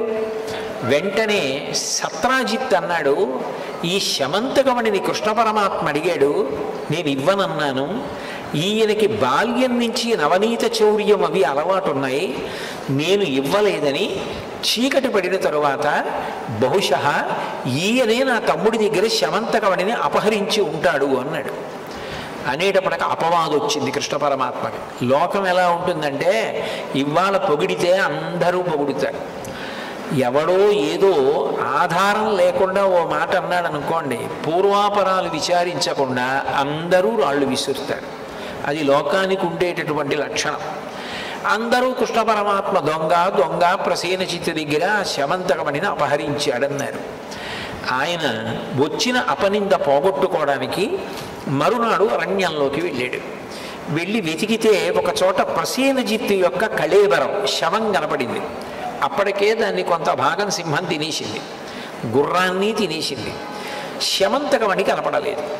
ఆయన అన్నాడు, నాకే పాపం తెలీదు, మీరు చూశారు కదా, నేను చంపితే శమంతకమణి కోసం సగం తినేసి ఉండవు కదా ఈ శరీరాలు, సగం తినేసి ఉన్నాయంటే ఇతన్ని క్రూర మృగం చంపింది అన్నాడు.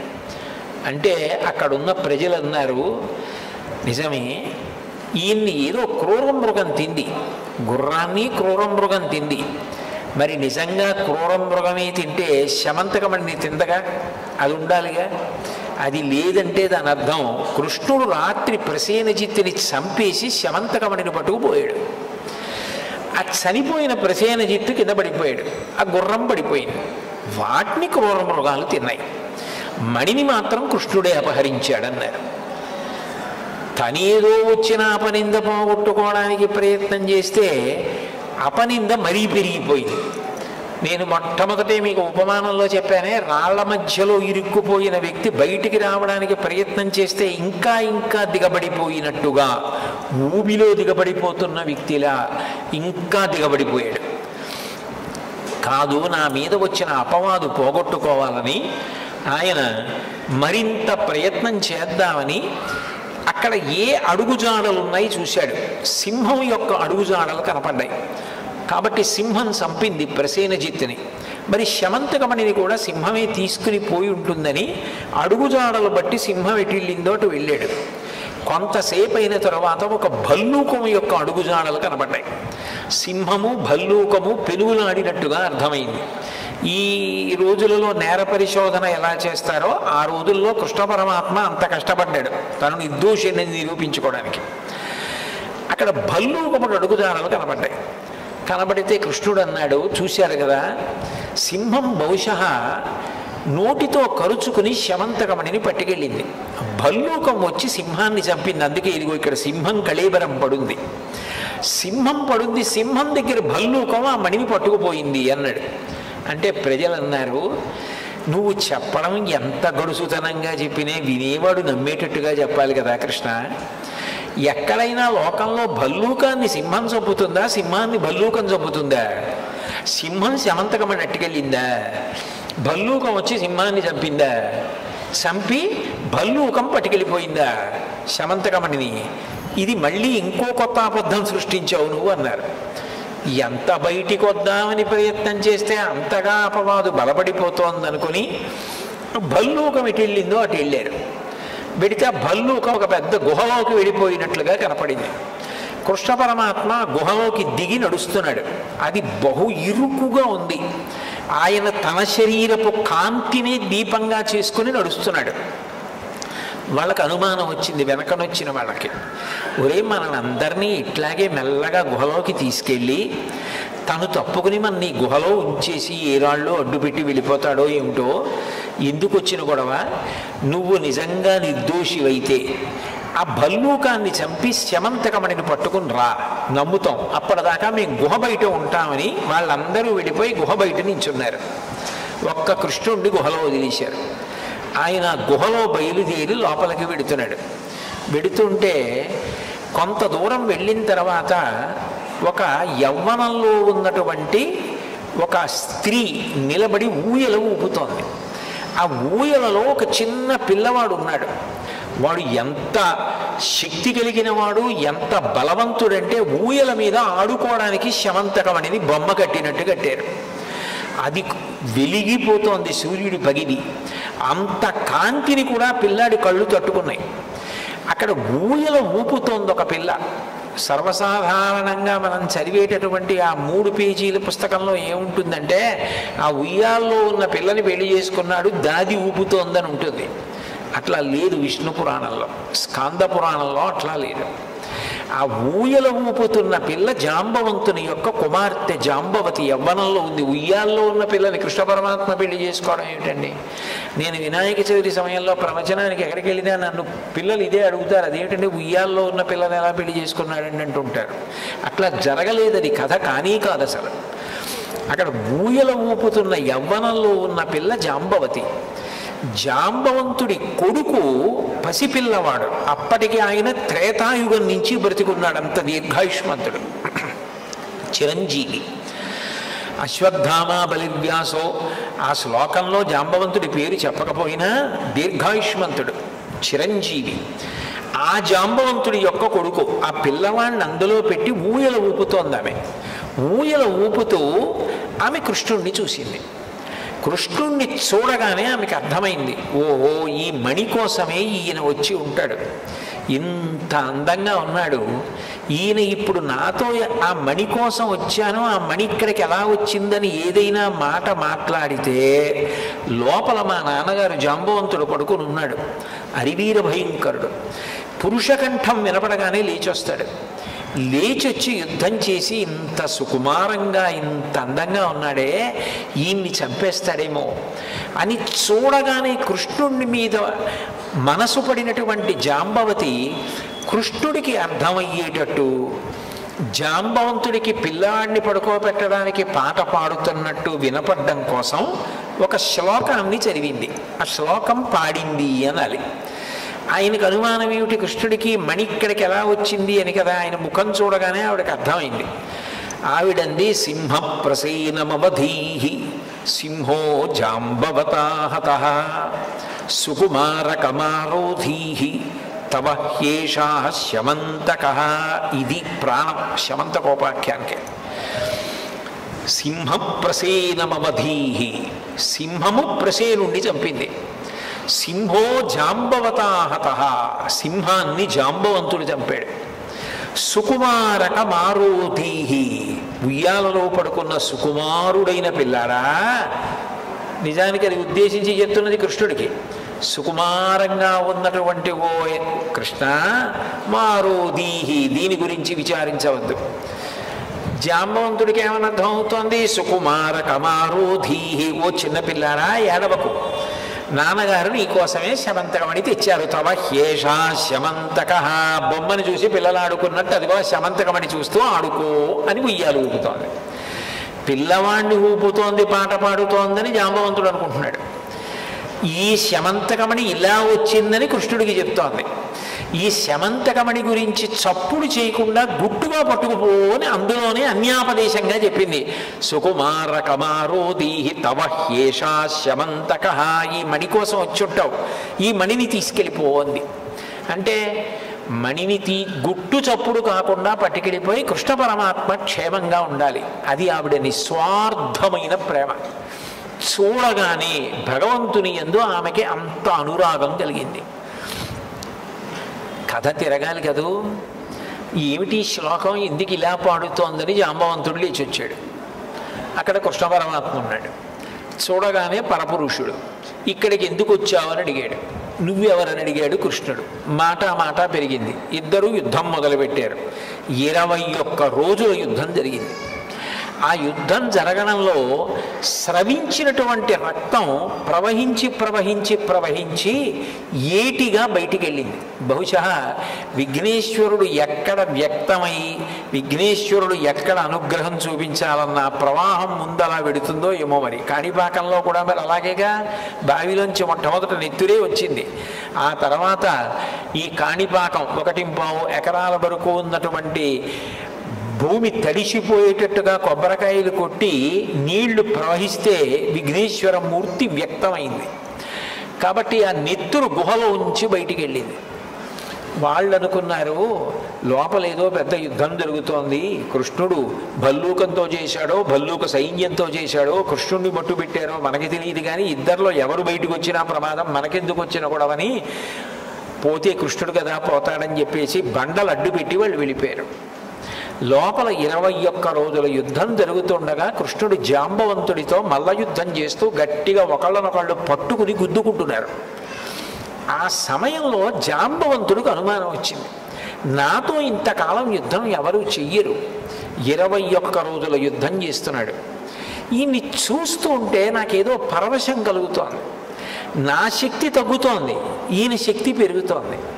నేను ఇట్లా ఎవరిని చూశాను అంటే త్రేతాయుగంలో రామచంద్రమూర్తిని చూశాను, ఆయనని సేవించాను. ఆ రోజులలో అనుకునేవాడిని అంతటి మహానుభావుడు, ఆజానుబాహు అరవింద దళాయతాక్షం, పెద్ద పెద్ద చేతులు, ఆ కళ్ళు, ఆ రామచంద్రమూర్తి నన్ను ఒక్కసారి కౌగిలించుకుంటే బాగుండు అనుకునేవాడిని. కానీ ఆ అవతారంలో నా కోరిక తీరలేదు. అచ్చు రాముడిలాగే ఉన్నాడు, ఆయనే ఈ రూపంలో వచ్చాడేమో, నా కోరిక తీరుస్తున్నాడేమో. త్రేతాయుగం తర్వాత ద్వాపరయుగం వచ్చేసింది. అంటే జాంబవంతుడు ఎంత దీర్ఘాయుష్మంతుడో చూడండి, బ్రహ్మగారి అంశలో వచ్చినవాడు జాంబవంతుడు అని ఆలోచించి వచ్చినవాడు రాముడే అని గ్రహించి కృష్ణ పరమాత్మని స్తుతి చేశాడు. చేస్తే కృష్ణ పరమాత్మ తన యథార్థ స్వరూపాన్ని తెలియచేసి తనకి కలిగినటువంటి కష్టాన్ని చెప్పి ఈ శమంతకమణిని నేను తీసుకెళ్ళాలి అని అడిగాడు. పరమ సంతోషం స్వామి, మీకు శమంతకమణి ఇవ్వడానికి నాకు అభ్యంతరం ఏముంటుంది, శమంతకమణే కాదు దీనితో పాటుగా నీకు నా కుమార్తె అయిన జాంబవతినిచ్చి వివాహం చేస్తున్నానన్నాడు. అంటే ఇప్పుడు మీరు బాగా గుర్తుపట్టాలి, శమంతకోపాఖ్యానంలో శమంతకమణి కృష్ణుడికి పెళ్లిళ్ళు చేయడం మొదలెట్టింది. శమంతకమణితో పాటు జాంబవతి కూడా లభించింది. ఇప్పుడు కృష్ణుడు జాంబవతిని శమంతకమణిని తీసుకుని ద్వారకా నగరానికి వచ్చి, ఇదిగో నా యందు ఏ దోషం లేదు, శమంతకమణిని తీసుకొచ్చాను, సత్రాజిత్తు నీకు ఇచ్చేస్తున్నాను. నేను మీ తమ్ముడిని చంపలేదు. ఇప్పటికైనా నమ్ముతావా? జాంబవంతుడు తీసుకెళ్ళాడు, ఇదిగో జాంబవంతుడిని ఓడించి తీసుకొచ్చాను, జాంబవతిని కూడా పరిణయమాడుతున్నాను అని చెప్పాడు. సత్రాజిత్తు చాలా పరితాపం పొందాడు. అక్కడతో అయిపోతే సంకటహర చతుర్థి శమంతకోపాఖ్యానం గుర్తుపెట్టుకోవడం కష్టం అనవలసిన అవసరం ఏముందండి? కానీ అక్కడతో అవలేదు కథ. సంకటంలో పడిపోవడం అంటే అంత తేలిగ్గా వదిలిపెడుతుందా సంకటం అన్నది? ఆ సత్రాజిత్ అన్నాడు, నాకు మగపిల్లలు లేరు, ఉన్నది ఒకే ఒక ఆడపిల్ల సత్యభామ. ఆ సత్యభామని నీకు ఇచ్చి పెళ్లి చేస్తాను. ఎందుకంటే నేను నీ మీద అపవాదు వేశాను, మా తమ్ముడిని చంపేశావని. నువ్వింత కష్టపడి నాకు శమంతకమణిని తెచ్చావు. నా పాపం పోవాలంటే నా కూతుర్ని నీకు ఇచ్చి పెళ్లి చేస్తాను. నా కూతుర్ని వివాహం చేసుకోమని సత్యభామనిచ్చి పెళ్లి చేశాడు. ఇప్పుడు రెండో పెళ్లి శమంతకమణి వల్ల. ఉన్నది నాకొక్క కూతురు, ఎప్పటికైనా ఈ మణి అల్లుడికే వెళ్ళాలి, కాబట్టి ఈ మణి నీకు ఇచ్చేస్తాను, తీసేసుకోమన్నాడు. తీసేసుకోమంటే కృష్ణ పరమాత్మ అన్నాడు, ఇప్పటికే దాన్ని అడిగినందుకే నా మీద అపవాదులు వచ్చాయి. నువ్వు నాకు కోరి కోరి ఇచ్చినా దాని వలన ఏ ఇబ్బంది వస్తుందో నీ దగ్గరే పెట్టుకో, తర్వాత చూద్దాం, నీకేమైనా అయిపోతే అప్పుడు చూద్దాం, నీ దగ్గర ఉంచమన్నాడు. సత్రాజిత్తు దగ్గర ఉంచుకున్నాడు. అక్కడ వరకు కథ బాగుంది కదా, కొంతవరకు గుర్తుపెట్టుకోవచ్చు. కానీ ఇబ్బంది ఎక్కడొచ్చిందంటే ఆ కాలంలో అక్రూరుడు, కృతవర్మ, శతధన్వుడు అని ముగ్గురు ఉండేవారు. అక్రూరుడు మహాభక్తుడు. మీరు అక్రూరుడు గురించి వినుంటారు. కంస సంహారానికి భాగవతంలో బలరామకృష్ణుల్ని తీసుకెళ్ళింది అక్రూరుడి. అంతటి మహాభక్తుడు అక్రూరుడు. అటువంటి అక్రూరుడు, కృతవర్మ, శతధన్వుడు, వీళ్ళు ముగ్గురు సత్రాజిత్తుని సత్యభామనిచ్చి పెళ్లి చెయ్యమని అడుగుతూ ఉండేవారు. అడిగితే సత్రాజిత్ అనేవాడు, ఇంకా నిర్ణయించుకోలేదు, మీ ముగ్గురులో ఎవరికో ఒకళ్ళకి ఇచ్చి వివాహం చేస్తానంటూ ఉండేవాడు.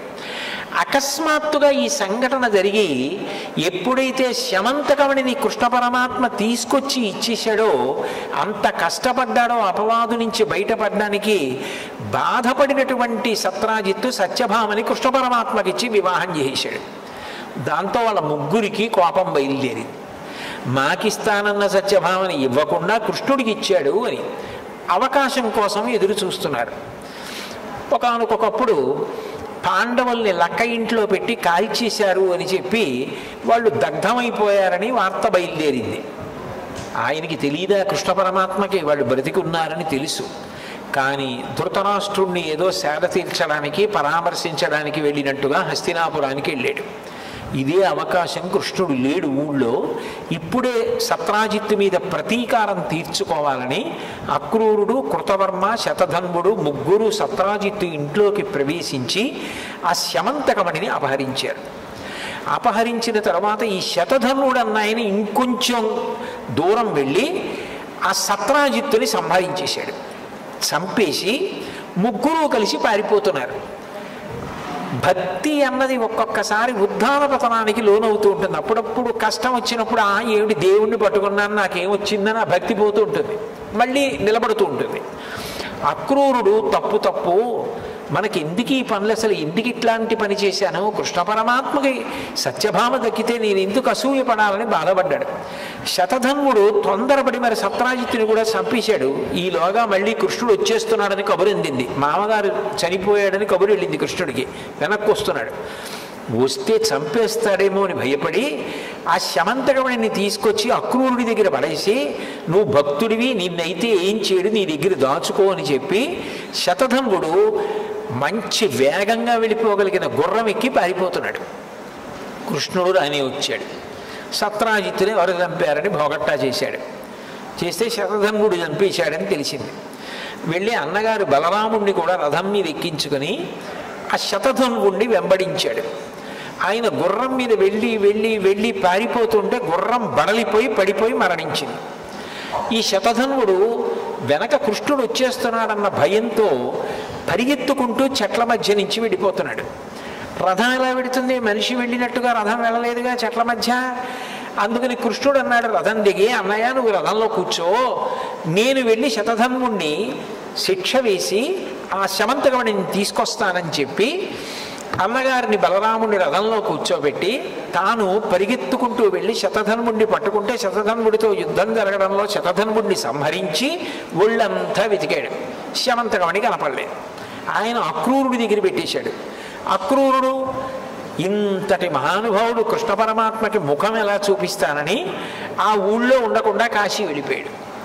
అది అక్రూరుడి దగ్గర ఉందని, అక్రూరుడు కాశీ వెళ్ళిపోయాడని ఎవ్వరికీ తెలియదు. కృతవర్మ దేశాలు పట్టిపోయాడు.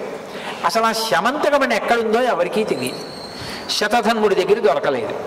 కృష్ణ పరమాత్మ తిరిగి వచ్చి రథంలో కూర్చున్న బలరాముడితో చెప్పాడు, అన్నయ్య అన్నయ్య, ఆ శతధన్వుడిని సంహరించాను, ఒళ్ళంతా వెతికాను, కానీ ఎక్కడ శమంతకమణి లేదన్నయ్య అన్నాడు. అంటే బలరాముడు అన్నాడు, నువ్వు చిన్నప్పటి నుంచి నవనీత చౌర్యం అవి నీకు అలవాటే, ఆ శమంతకమణి తీసుకొస్తే అన్నదమ్ములం కాబట్టి మన ఇద్దరికీ చెందుతుంది, బంగారం రోజు ఇద్దరం సగం సగం తీసుకోవలసి ఉంటుంది, మీ మామగారు సత్రాజిత్ కదా నీకిచ్చాడు, అందుకని చెప్పి నాకెందుకు ఇవ్వాలన్న ఉద్దేశ్యంతో శమంతకమణి దొరకలేదని అబద్ధం చెప్పేస్తున్నావు, చిన్నతనం నుంచి నీ లీలలు ఇంతే, నేను నీతో కలిసి ఉండనని చెప్పి ఆయన రథం దిగిపోయి మిథిలా నగరానికి వెళ్ళిపోయాడు. ఇదెక్కడి ప్రారంభం రా ఈ శమంతకమణితో అనుకుని కృష్ణ పరమాత్మ అంతఃపురానికి దిగాలుబడి తిరిగి వచ్చాడు. సత్యభామకి అనుమానం బయలుదేరింది, జాంబవతికి అనుమానం బయలుదేరింది. అంటే సత్యభామ అనుకుంది, ఇది యథార్థానికి మా నాన్నగారు ఇచ్చారు అల్లుడికి, కానీ అంతకన్నా ముందు నిజానికి ఎవరిచ్చారు? జాంబవంతుడు ఇచ్చాడు, ప్రసేనుణ్ణి చంపి సింహం తీసుకుపోతుంటే. ఇప్పుడు ఆ శమంతకమణి కృష్ణుడి దగ్గర ఉంటే సత్రాజిత్ ఇచ్చాడన్న పేరు వస్తుందేమో, సత్యభామ వెలిగిపోతుంది అన్న ఉద్దేశ్యంతో జాంబవతి మీద ప్రేమతో అది ఎక్కడో దాచేశాడు కృష్ణుడు. దాచేసి పోయిందని చెప్పేస్తున్నాడు. జాంబవతికి ప్రీతి చేయడం కోసమని మా నాన్నగారిచ్చారన్న మాట రాకుండా ఉండడం కోసం కనపట్టలేదని చెప్తున్నాడని సత్యభామ అనుకుంది. నిజానికి మా నాన్నగారు కదా సింహాన్ని చంపి తీసుకొచ్చి కృష్ణుడికి ఇచ్చింది, కానీ సత్రాజిత్తు మీద ప్రేమతో సత్యభామ మీద ప్రేమతో మా నాన్నగారి పేరు మాటుకెళ్ళిపోయేటట్టుగా చేయడానికి మణి కనపట్టలేదని చెప్పేస్తున్నారు ఆయన అని జాంబవతి అనుకుంది. ఇటు భార్య జాంబవతి అనుమానించింది, అటు భార్య సత్యభామ అనుమానించింది. ఇటు అన్నగారు ఊరు వదిలిపెట్టి వెళ్ళిపోయాడు.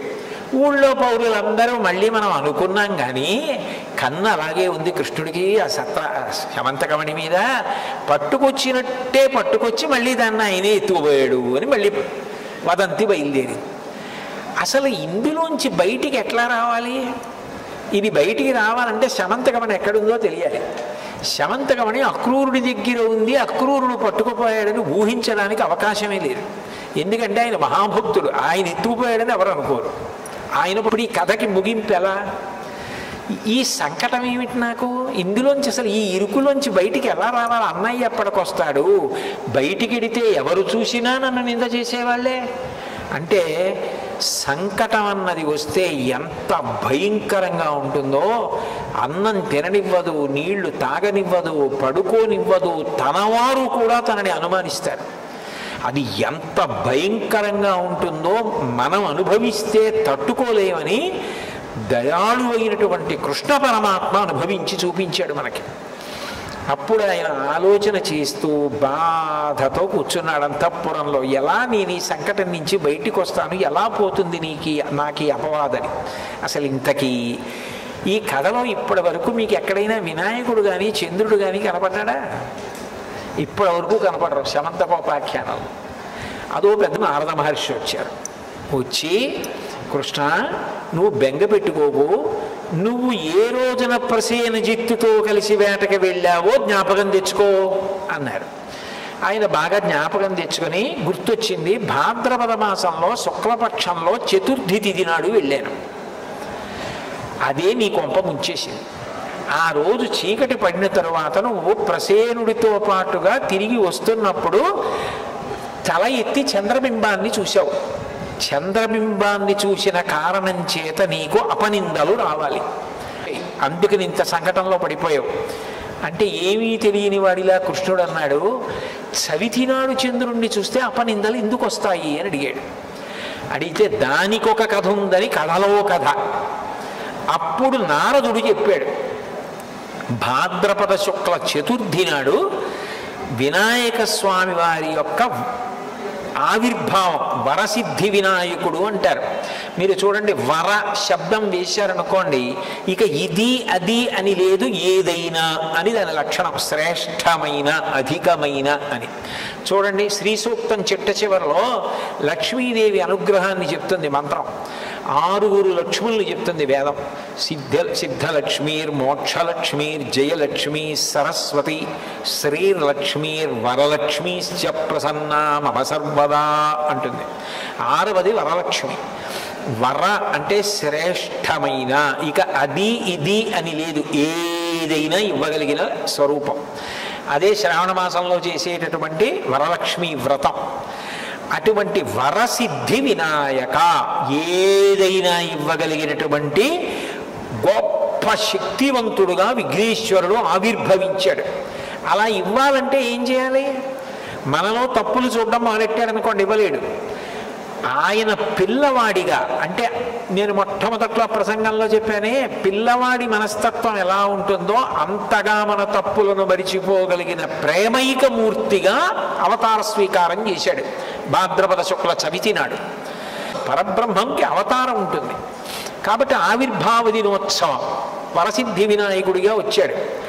ఆయన తల్లిగారు పెట్టిన పదార్థాలన్నీ తిని, నేను ఎప్పుడూ చిన్న పిల్లవాడిలా ఉంటాను, లోకంలో ఉండి అందరినీ అనుగ్రహిస్తాను, మీ తప్పులు మరిచిపోతూ ఉంటాను అని చెప్పడానికి ఆ కుడువులు ఉండ్రాళ్ళు చేత పట్టుకుని నడిచి వెడుతున్నాడు. చంద్రుడు ఆకాశంలోంచి చూశాడు. చూసి ఆయన అనుకున్నాడు, ఎంత వికారంగా ఉన్నాడు ఈ పిల్లాడు, ఏనుగు ముఖం, ఒకటే దంతం, పెద్ద బొజ్జ, పొట్టి కాళ్ళు, మరుగుజ్జు స్వరూపం అని అనుకుని పెద్ద నవ్వు నవ్వాడు. చంద్రుడికి ఎందుకు విఘ్నేశ్వరుణ్ణి చూస్తే అంత నవ్వు వచ్చిందంటే, లోకంలో ఎవరైనా చాలా అందంగా ఉన్నారనుకోండి, వెంటనే చంద్రుడి లాంటి ముఖం ఉన్నవాళ్ళు అని వర్ణిస్తారు. చంద్రముఖి అని మనకి వర్ణన కనబడుతుంటుంది, ఆమె ముఖము బింబము వలె ఉన్నది అని. చంద్రుడు అంటే అందగాడు అని లోకంలో ఒక ప్రఖ్యాతి. అయితే నిజానికి బాహ్యంగా చాలా అందంగా ఉంటాడేమో కానీ చంద్రుడు, ఆయన ప్రవర్తన యందు దోషాలు ఉన్నాయి. దోషాలు ఉండబట్టే కదా కళలు పెరగడం తరగడం మామగారి శాపం ఇచ్చాడు. అలాగే గురువుగారి విషయంలో కూడా దోషం ఉందని కదా చంద్రుడి గురించి లోకంలో ప్రఖ్యాతి. నడవడి విషయంలో అందరినీ అనుగ్రహించడంలో విఘ్నేశ్వరుడు గొప్పవాడు. కేవలంగా బాహ్యంలో అందంగా ఉండేవాడు చంద్రుడు. నిజానికి ప్రవర్తనలో అనుగ్రహించడంలో విఘ్నేశ్వరుడు ఎక్కడ, చంద్రుడు ఎక్కడ? పిల్లవాడి రూపంలో ఉండి నేను అందరినీ క్షమిస్తాను, నా విశాల హృదయం ఇటువంటిదని చెప్పడానికి వినాయకుడు పిల్లవాడిగా వెడుతుంటే ఆయన్ని చూసి పక పక పక పక నవ్వాడు. వెంటనే వినాయకుడు ఆలోచించి, ఓహో నీకు అందం ఎందుకు వచ్చింది? పరబ్రహ్మమైనటువంటి నేను అనుగ్రహించబట్టి. నిలగాన్ని అన్న అహంకారంతో నన్ను చూసి వికటంగా నవ్వావు. మనిషికి ఏదైనా ఉండొచ్చు, అహంకారం స్వార్థం ఈ రెండు మనిషిని వృద్ధిలోకి రానివ్వవు. ప్రతిదానికి స్వార్థమే.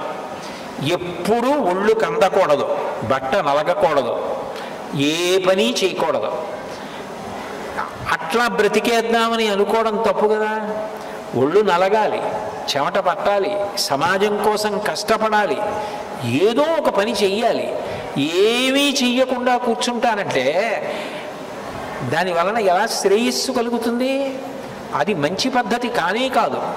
కాబట్టి నీకు అహంకారం కలిగింది, స్వార్థం ఉన్నది, ఈ రెండు నీకున్నాయి. కాబట్టి దీనికి విరుగుడు నీకు శాపం ఇస్తున్నాను. అందరూ నిన్ను చూసి అబ్బా చంద్రబింబం, అబ్బా చంద్రబింబం అంటారని కదూ నీకు అహంకారం. ఇవాళ నుంచి నిన్ను ఎవరైనా చూస్తే లోకంలో వాళ్ళకి అపనిందలు వస్తాయి అని శపించాడు విఘ్నేశ్వరుడు. వెంటనే లోకంలో ఉన్న వాళ్ళందరూ ఈ వార్త తెలిసింది. చంద్రబింబం కనపడింది అనుకోండి, భాద్రపద శుక్ల చవితి నాడు కాదు, ఎప్పుడైనా సరే చంద్రబింబం కనపడింది అనుకోండి అపవాదులు వస్తాయి. అయ్య బాబోయ్ అని చీకటి పడేటప్పటికీ చంద్రుణ్ణి చూడడం మానేశారు. అందరూ ఉత్తరీయాలు అడ్డు పెట్టుకుని ఈ చంద్రుడు ఒకడు ఆకాశంలో కనపడతాడో ఏమిటో బాబాయ్ అపవాదులు వస్తాయని నింద చేయడం మొదలెట్టాడు. లోకానికి పోకడది. చీకటి పడకముందే పని పూర్తి చేసుకోండి, బయటికి వెడితే ఆయనోడు ఆకాశంలో అండం మొదలెట్టారు. అందరూ తనని నింద చేస్తుంటే, తనని చూసేటప్పటికి పొంగిపోయిన వాళ్ళు అందరూ నింద చేస్తుంటే తట్టుకోలేక చంద్రుడు పాల సముద్రంలోకి వెళ్ళిపోయాడు. మళ్ళీ చంద్రుడు పాల సముద్రంలోకి వెళ్ళిపోతే లోకానికి ఇబ్బంది ఏమిటి అంటే ఓషధీతత్వం పోయింది. చంద్రుడిలోంచి అమృతం స్రవిస్తూ ఉంటుంది. ఆ పాతాళ నభస్థలాంత భువన బ్రహ్మాండమా విస్ఫురత్ జ్యోతిస్ఫాటికలింగమౌళి విలసత్పూర్ణేందువంతామృతై అస్తోకప్లుతమీకమీశమనిశం రుద్రానువాకాన్ జపం ధ్యాయే దీప్సిత సిద్ధయే ధ్రువపదం విప్రోభిషించేచ్చివం బ్రహ్మాండ వ్యాప్త దేహాభసిత హిమరుచాభాసమానాభుజంగై కంఠే కాళాః కపర్దాః కలిత శశికళాశ్చండ కోదండహస్తాః త్రక్షా రుద్రాక్షమాలా సల్లిత వపుషశాంభవామూర్తిభేదాః రుద్రాస్త్రీ రుద్రసూక్త ప్రకటిత విభవాన ప్రయచ్చస్తు సౌఖ్యం అంటారు కదా. రుద్రాధ్యాయంలో శివలింగానికి అభిషేకం చేసే ముందు ప్రార్థన అది. ఆ చంద్రుడిలోంచి అమృతం పడుతూ ఉంటుంది. ఆయన కిరణములలోంచి అమృతం స్రవిస్తుంది. అది గింజల మీద పడింది అనుకోండి, పంట పండినప్పుడు ఎన్నేళ్లు దాచినా మళ్ళీ మీరు ధాన్యం పట్టుకెళ్ళి భూమిలో చల్లితే అందులోంచి మొక్క వస్తుంది. ఒక్క మొక్క వస్తే కంకు వస్తే ఇంత ధాన్యం వస్తుంది. అమృతతత్వం పోయిందనుకోండి, ఇక మళ్ళీ ఆ గింజ వేస్తే మొక్క రాదు.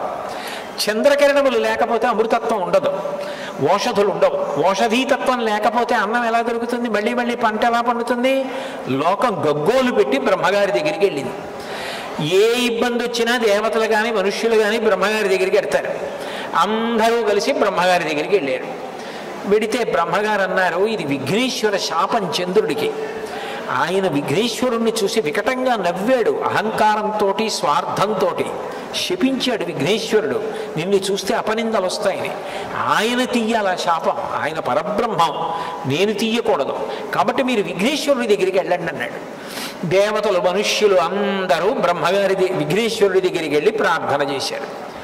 ప్రార్థన చేస్తే దయాళువు కదూ, అందుకని వెంటనే విఘ్నేశ్వరుడు అన్నాడు, అయితే నా శాపాన్ని నేను బాగా తగ్గించేస్తున్నాను. ఒక్క భాద్రపద మాసంలో వచ్చినటువంటి శుక్లపక్ష చవితి నాడు నన్ను చూసి చంద్రుడు నవ్వాడు కాబట్టి ఆ ఒక్కరోజు చంద్రుణ్ణి చూడకూడదు. ఆ ఒక్కరోజు చంద్రుణ్ణి చూస్తే మాత్రం అపవాదులు సంకట స్థితి ఏర్పడి తీరుతుంది. మిగిలిన రోజుల్లో చంద్రుణ్ణి చూసినా పర్వాలేదు అనేటప్పటికీ ఈ వార్త పట్టుకెళ్ళి బాలసముద్రంలో చంద్రుడికి చెప్పారు. అమ్మయ్యా, విఘ్నేశ్వరుడు నాకు శాపాన్ని విముక్తి చేశాడు. ఇంకెప్పుడు నా జన్మలో అహంకారం జోలికి పోను, స్వార్థం జోలికి పోను. ఎందుకు పనికొస్తుంది వాక్యంలో అందం? విఘ్నేశ్వరుడిలా ఉండాలి మనిషి అని తెలుసుకొని చంద్రుడు చెంపలేసుకొని బయట వచ్చాడు. విఘ్నేశ్వరుడు ఎంత దయాళు అంటే ఆయన చంద్రుడు తప్పు తెలుసుకున్నాడని పొంగిపోయి నృత్యం చేశాడు. ఎవరైనా నృత్యం చేయడానికి వచ్చారనుకోండి, వాళ్ళు చాలా విపరీతమైన లావుగా పొట్టిగా ఉన్నారనుకోండి, వాళ్ళు నృత్యం చేస్తే నవ్వుతారు. నృత్యం చేయాలంటే ఏదో సన్నగా శరీరం దానికి సహకరించేటట్టుగా అందంగా ఉంటే నృత్యం చేస్తే బాగుంటుంది. అంతేగాని విఘ్నేశ్వరుడు నృత్యం చేయడం ఏమిటి అంటే, ఆయన అవతలవాడు తన తప్పు తెలుసుకుంటే సంతోషాన్ని పట్టలేకపోయాడు. పట్టలేక నృత్యం చేశాడు. చంద్రుడు వచ్చి క్షమాపణను అడిగాడని కాదు, చంద్రుడు తప్పు తెలుసుకున్నాడు చాలు. ఎవడి తప్పు వాడు తెలుసుకుంటే చాలు. నృత్యం చేస్తే నృత్య గణపతి స్వరూపం వచ్చింది. అప్పుడు చంద్రుడు వచ్చి మళ్ళీ ఆకాశంలోకి ఎక్కాడు. మళ్ళీ ఓషధీతత్వం వచ్చింది. మళ్ళీ వెనక్కి రండి.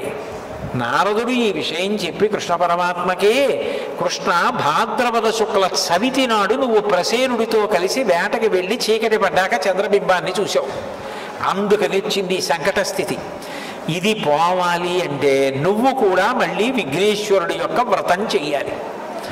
మళ్ళీ నువ్వు కూడా భాద్రపద శుక్లపక్షంలో చవితి నాడు వచ్చేటటువంటి విఘ్నేశ్వరుడి యొక్క వ్రతం చేస్తే ఆయన యొక్క అనుగ్రహానికి పాత్రుడవైతే నీకు వచ్చినటువంటి అపనింద తొలగిపోతుంది.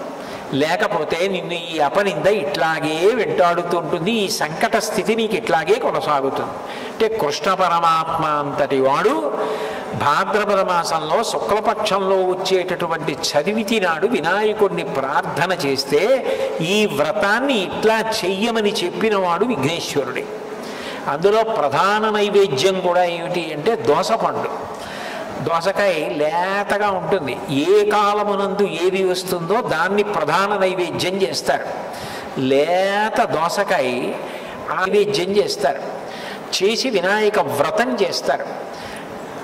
మట్టితోనైనా సరే ఆ మూర్తిని చేసి అక్కడ ఉంచి భక్తి ప్రధానంగా ఆయనకి పూజ చేస్తే ఈ కథ చెప్పుకుని అక్షతలు వేసుకుంటే దోషాలు రావు. అది ఎందుకు జరిగింది అంటే విఘ్నేశ్వరుడు వినాయకుడి యొక్క వ్రతం చేస్తే వినాయకుడు ప్రత్యక్షమయ్యాడు.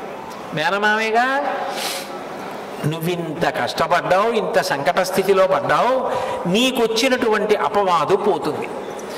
ఎట్లా పోతుందో ఆ పోవడానికి కావలసినటువంటి పరిష్కారం నీ బుద్ధిలో ప్రచోదనం అవుతుంది అన్నాడు. అనగానే ఆలోచించాడు, శమంతకమణికున్న లక్షణం ఏమిటి? బంగారం పెడుతుంది. శమంతకమణి ఎక్కడుంటే అక్కడ రోగాలు ఉండవు, శమంతకమణి ఎక్కడుంటే అక్కడ కరువు కాటకాలు ఉండవు, క్షామం ఉండదు. అదే కదా సూర్య భగవానుడు సత్రాజిత్తుకు ఇచ్చినప్పుడు చెప్పింది. ఆలోచించాడు కృష్ణుడు, ఎక్కడ విపరీతంగా ధనకనక వస్తువాహనాలతో నగరం శోభిల్లుతోంది, ఎక్కడ విపరీతమైన అన్నదానం జరుగుతోంది, ఎక్కడ యజ్ఞయాగాది క్రతువులు జరుగుతున్నాయి, ఎక్కడ క్షామం లేకుండా కాటకం లేకుండా అసలు భోగం అన్నది లేకుండా ప్రజలు ఉన్నారు, భోగట్టా చేయమన్నాడు. కాశీపట్టణం అసలు ఏ విధమైన సమస్య లేకుండా శోభిల్లుతోందన్నారు. కృష్ణుడు గమనించాడు. అంటే శమంతకమని అక్కడ ఉంది. శమంతకమని అక్కడ ఎవరి దగ్గర ఉండే అవకాశం ఉంది? బాహ్యమునందు లోపల కూడా శౌచమున్నవాడెవరో ఉన్నాడు, ఆయన దగ్గర ఉండే అవకాశం ఉంది. అప్పుడు గుర్తొచ్చింది, అక్రూరుడు ఎక్కడున్నాడు భోగట్టా చేయమన్నారు. మహాభక్తుడు కాబట్టి అక్రూరుడి దగ్గర ఉండుంటుంది. అక్రూరుడు శతధన్వుడు కృతవర్మ స్నేహితులు కాబట్టి శతధన్వుడు అక్రూరుడికి ఇచ్చి ఉంటాడు మణి. అక్రూరుడు అక్కడ ఉన్నాడేమో చూడండి అన్నారు. అంటే అక్రూరుడు ఉన్నాడని తెలిసింది. కృష్ణ పరమాత్మ అక్రూరుణ్ణి ద్వారకా నగరానికి రమ్మని కబురు చేశారు. ఒకనాడు తప్పు చేసి ఊరు వదిలిపెట్టి వెళ్ళిపోయాను, నా స్వామి నన్ను పిలిచారు, నాకు ఇంతకన్నా ఏం కావాలని శమంతకమణిని తీసుకుని అక్రూరుడు పరిగెత్తుకుంటూ ద్వారకా నగరానికి వచ్చాడు. వచ్చి, స్వామి ఆనాడు తప్పైపోయింది, తాత్కాలికమైన ఉద్రేకంలో శమంతకమణిని అపహరిద్దామని వెళ్ళాను, శతధన్వుడు తొందరపడి సత్రాజిత్తుని చంపాడు, మీరు వస్తే మీ ముఖం చూడలేక కాశీపట్టణానికి వెళ్ళిపోయాను, నన్ను క్షమించండి అన్నాడు. నిన్ను ఇప్పుడో క్షమించాను, శమంతకమణి ఉంది కదా, ఇప్పుడు మా అన్నగారికి వాళ్ళకి ఈ విషయం చెప్పు అని అందరినీ పిలిచి, జాంబవతిని, సత్యభామని, బలరాముణ్ణి, ఊళ్ళో ఉన్న వాళ్ళందరినీ పిలిచి ఇప్పుడు కాణిపాకంలో ఎలా సభ చేశారో అలా సభ చేసి కృష్ణ అక్రూరుణ్ణి తీసుకొచ్చి దీని కథంతా చెప్పవయ్యా నాయన అంటే అప్పుడు అక్రూరుడు ఆ కథంతా చెప్పాడు. చెప్పి శమంతకమణి కృష్ణుడి దగ్గర లేదు, నా దగ్గర ఉంది, నేను కాశీలో ఉన్నాను, అందుకని కాశీలో ఇన్నాళ్ళు అన్నదానం చేస్తూ యజ్ఞయాగాదులు చేస్తూ ఉన్నాను అని చెప్పాడు.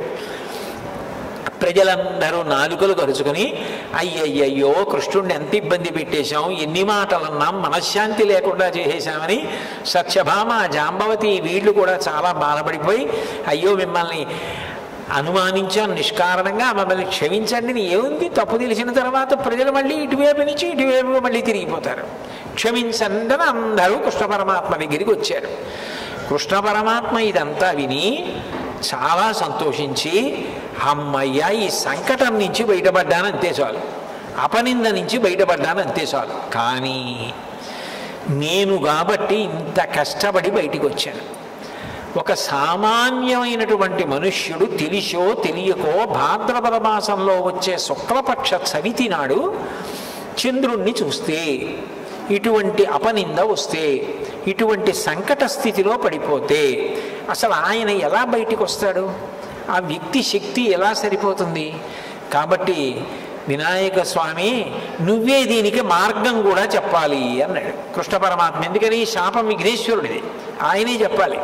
అంటే ఆయన అన్నాడు, నువ్వు ఎలా పూజ చేశావో అట్లా పూజ చేసి నువ్వు కష్టంలోంచి బయటకు రావడానికి ఎంత కష్టపడ్డావో ఇతివృత్తమైనటువంటి ఈ శమంతకోపాఖ్యానం కథంతా చెప్పుకుని అక్షతలు వేసుకుంటే నన్ను చూసినా కూడా ఇబ్బంది రాదన్నాడు. చంద్రుడిని చూసినా కూడా ఇబ్బంది రాదు అని వినాయకుడు శాపావకాశం ఇచ్చాడు. అంతవరకు బాగానే ఉంది. కానీ ఈ శమంతకోపాఖ్యానం ఎంత జ్ఞాపకం ఉండి ఇన్ని మలుపులతోటి కథంతా చెప్పుకోలేకపోతే ఎక్కడైనా కథ అయిపోయిందిగా. కథ తారుమారైపోతే ఇబ్బంది కదా. మరి ఏం చేయమంటావు అని అడిగాడు మేనల్లుడు విఘ్నేశ్వరుణ్ణి. కృష్ణ పరమాత్మ అడిగితే విఘ్నేశ్వరుడు అన్నాడు, ఈ కథంతా చెప్పుకోలేకపోయినా, ఈ కథంతా జ్ఞాపకం ఉండకపోయినా అసలు శమంతకమణి నీది అని ఒకనాడు అన్నదే జాంబవతి. ఆవిడ నిన్ను చూసి సంతోషంతో ఏ శ్లోకం చెప్పిందో ఆ ఒక్క శ్లోకం చెప్పుకొని అక్షతలు వేసుకుంటే చాలు. సింహప్రసేనమధీహి సింహో జాంబవతాహతః సుకుమారకమారూధీహి తవ హ్యేషా శమంతకః నీ అని ఆ శ్లోకంలో ఉంది. కాబట్టి ఆ శ్లోకం ఒక్కటి చెప్పుకొని అక్షతలు వేసుకున్న వాళ్ళకి వినాయకమణి నేను దక్కుతాను, కృష్ణమణి నువ్వు దక్కుతావు, చంద్రమణి ఆయన దక్కుతాడు. ఏ విధమైనటువంటి ఇబ్బందులు ఉండవు. శమంతకమణి నా అనుగ్రహం అంతకన్నా గొప్పది. ఇన్నీ కూడా వాళ్ళకి దక్కుతాయి. అందుకని ఈ శ్లోకం ఒక్కటి చెప్పుకుంటే చాలన్నాడు. చంద్రుడు అన్నాడు, భగవన్ మీరు ఎంతటి దయామయులు, ఇంత గొప్పగా అనుగ్రహించారే. కానీ ఒకనాడు నేను అహంకారానికి పోవడం వల్ల కదా ఇంత జరిగింది. నిజంగా మనిషికి అహంకారం, స్వార్థం ఎంత ప్రమాదకరమైనవో, దానివల్ల ఎంతమంది బాధపడతారో నాకు అర్థమైంది, క్షమించండి అని అడిగాడు. విఘ్నేశ్వరుడు ఎంత దయాళు అంటే వెంటనే వరమిచ్చేశాడు చంద్రుడికి. ఏ నిన్ను చూస్తే అపవాదులు వస్తాయని చెప్పానో ఆ నిన్నే భాద్రపద మాసంలో అమావాస్య వెళ్ళిపోగానే శుక్లపక్ష పాడ్యం వస్తుంది కదా, భాద్రపద మాసంలో పాడ్యం వస్తుంది. ఆ పాడ్యమి నాడు చంద్ర దర్శనం చేసి తీరాలి, చంద్రుణ్ణి చూడాలి. అలా చంద్రుణ్ణి చూస్తే అసలు అపవాదులే రావు, సంకట స్థితి రాదు. కానీ ఇక్కడ ఇబ్బంది ఉంది. చవితి నాడు చంద్రుణ్ణి చూసేశారనుకోండి మీరు, మళ్ళీ చంద్రుణ్ణి అలా పాడ్యమి నాడు చూడాలంటే వెనక్కి వెళ్ళదుగా కాలం. చవితి నాడు చూశారు చంద్రుణ్ణి, పాడ్యం ఎప్పుడుంది? ముందుంది. పాడ్యమి నాడు చూడాలంటే మళ్ళీ మీరు ఎంతకాలం ఎదురు చూడాలి మళ్ళీ చంద్రుణ్ణి చూడాలంటే. అందుకని ఇంకేదైనా ఉపకారం చెప్పు, పొరపాటున చవితి నాడు చూసేస్తే అన్నాళ్ళు బాధపడకుండా బయటికి వచ్చేయడానికి ఉపకారం చెప్పు నాకని అడిగాడు. చేయడానికి కాదు, అసలు సంకటమే రాకుండా నా అనుగ్రహం నిరంతరం కాపాడాలి అంటే, అసలు మనిషి ప్రమాదముల జోలికి, ఇబ్బందుల జోలికి వెళ్లకుండా రక్షింపబడడానికి నేను ఒక గొప్ప ఉపకారం లోకానికి చేస్తాను. తప్పు తెలుసుకుని నువ్వు ప్రార్థించావు కాబట్టి నీకు కూడా వరమిస్తాను చంద్ర. శుక్లపక్షంలో చవితి నాడు వినాయక వ్రతం, కృష్ణపక్షంలో వచ్చేటటువంటి చవితి చతుర్థి తిథి నాడు మళ్ళీ వినాయక వ్రతం. అంటే మళ్ళీ విఘ్నేశ్వరుడికి పూజ. భాద్రపద మాసంలో శుక్లపక్ష చవితి నాడు ఎలా చేస్తారో అట్లాగే చేస్తారు. ఇదే కథ చెప్తారు. కానీ సంకటహర చతుర్థి వ్రతము అన్న మాట అన్వయం కావాలి అంటే నిన్ను కూడా పూజ చేయాలి. అంటే నన్ను పూజ చేస్తూ, అంటే విఘ్నేశ్వరుడి పూజ పూర్తి చేసేసి పక్కన రోహిణీ సహిత చంద్రుణ్ణి, మనం ఏది చేసినా అమ్మవారితో కూడిన అయ్యవారికి పూజ చేస్తాం. శ్రీకే చూడండి, అరుంధతి వశిష్టాభ్యాం నమః, శశి పురంధరాభ్యాం నమః, వాణీ హిరణ్యగర్భాభ్యాం నమః, సీతారామచంద్రాభ్యాం నమః, పార్వతీ పరమేశ్వరాభ్యాం నమః, లక్ష్మీనారాయణాభ్యాం నమః.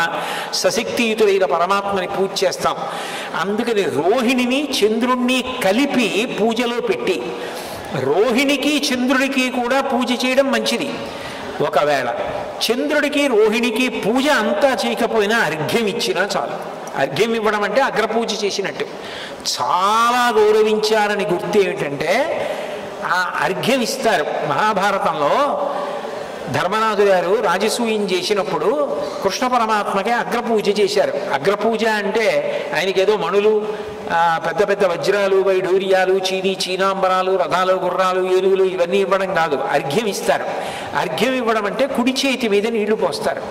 అర్ఘ్యం ఇచ్చారు అంటే ఎంతో గౌరవించారని గుర్తు. చంద్రుడికి రోహిణికి అర్ఘ్యం ఇవ్వాలి, వీలైతే పూజ చెయ్యాలి. అట్లా ఎవరు చేస్తారో వారికి సంకటము కలగదు. ఒకవేళ సంకటమునందుంటే నేను వారిని సంకటము నుండి పైకెత్తుతాను. కాబట్టి అది సంకటహర చతుర్థి అన్న పేరుతో జరుగుతుంది. శుక్లపక్షంలో వచ్చేది వరసిద్ధి వినాయక వ్రతం, కృష్ణపక్షంలో వచ్చేటటువంటి చతుర్థి సంకటహర చతుర్థి అని పిలువబడుతుంది.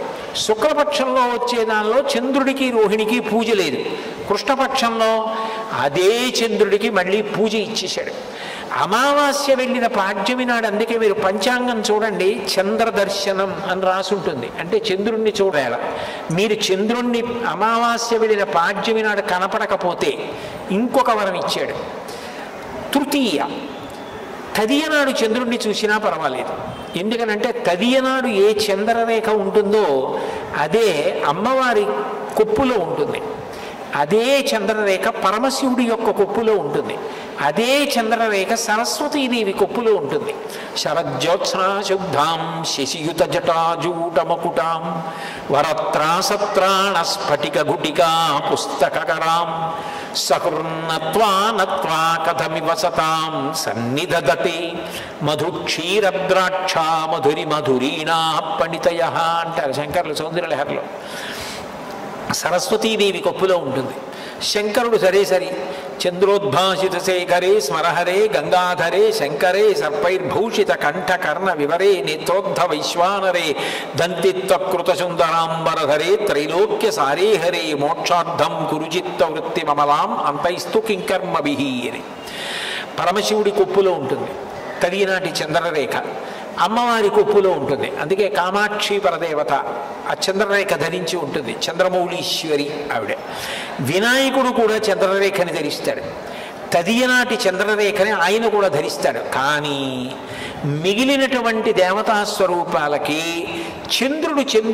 ఈ విఘ్నేశ్వరుడు చంద్రరేఖని ధరించడానికి ఓ తేడా ఉంటుంది. మిగిలిన వాళ్ళందరూ కొప్పులో పక్కకి పెట్టుకుంటారు ఇలాగా. మీరు అందుకే చూడండి, ఇలా పక్కకి చంద్రవంక అంటారు కదా, నెలవంక. శుక్లపక్ష తది నాటి చంద్రరేఖ ఇలా ఉంటుంది, ఈ పక్కకి పెట్టుకుంటారు. ఒక్క విఘ్నేశ్వరుడు మాత్రం ఇలా పెట్టుకుంటాడు తల మీద. అందుకే బాలచంద్రం, భాల్లో భా. అందుకే సుముఖశ్చైకదంతశ్చ కపిలో గజకర్ణకః లంబోదరశ్చ వికటో విఘ్నరాజో గణాధిపః ధూమకేతుర్గణాధ్యక్ష బాలచంద్రో గజాననః. బాలచంద్రో, ఒక్కొక్కసారి బాలచంద్రో అంటుంటారు, దోషమేం కాదు. ఇలా పెట్టుకుంటాడు విఘ్నేశ్వరుడు ఒక్కడే. ఎందుకు అట్లా పెట్టుకుంటాడంటే ఈ వరం ఇచ్చింది నేనే.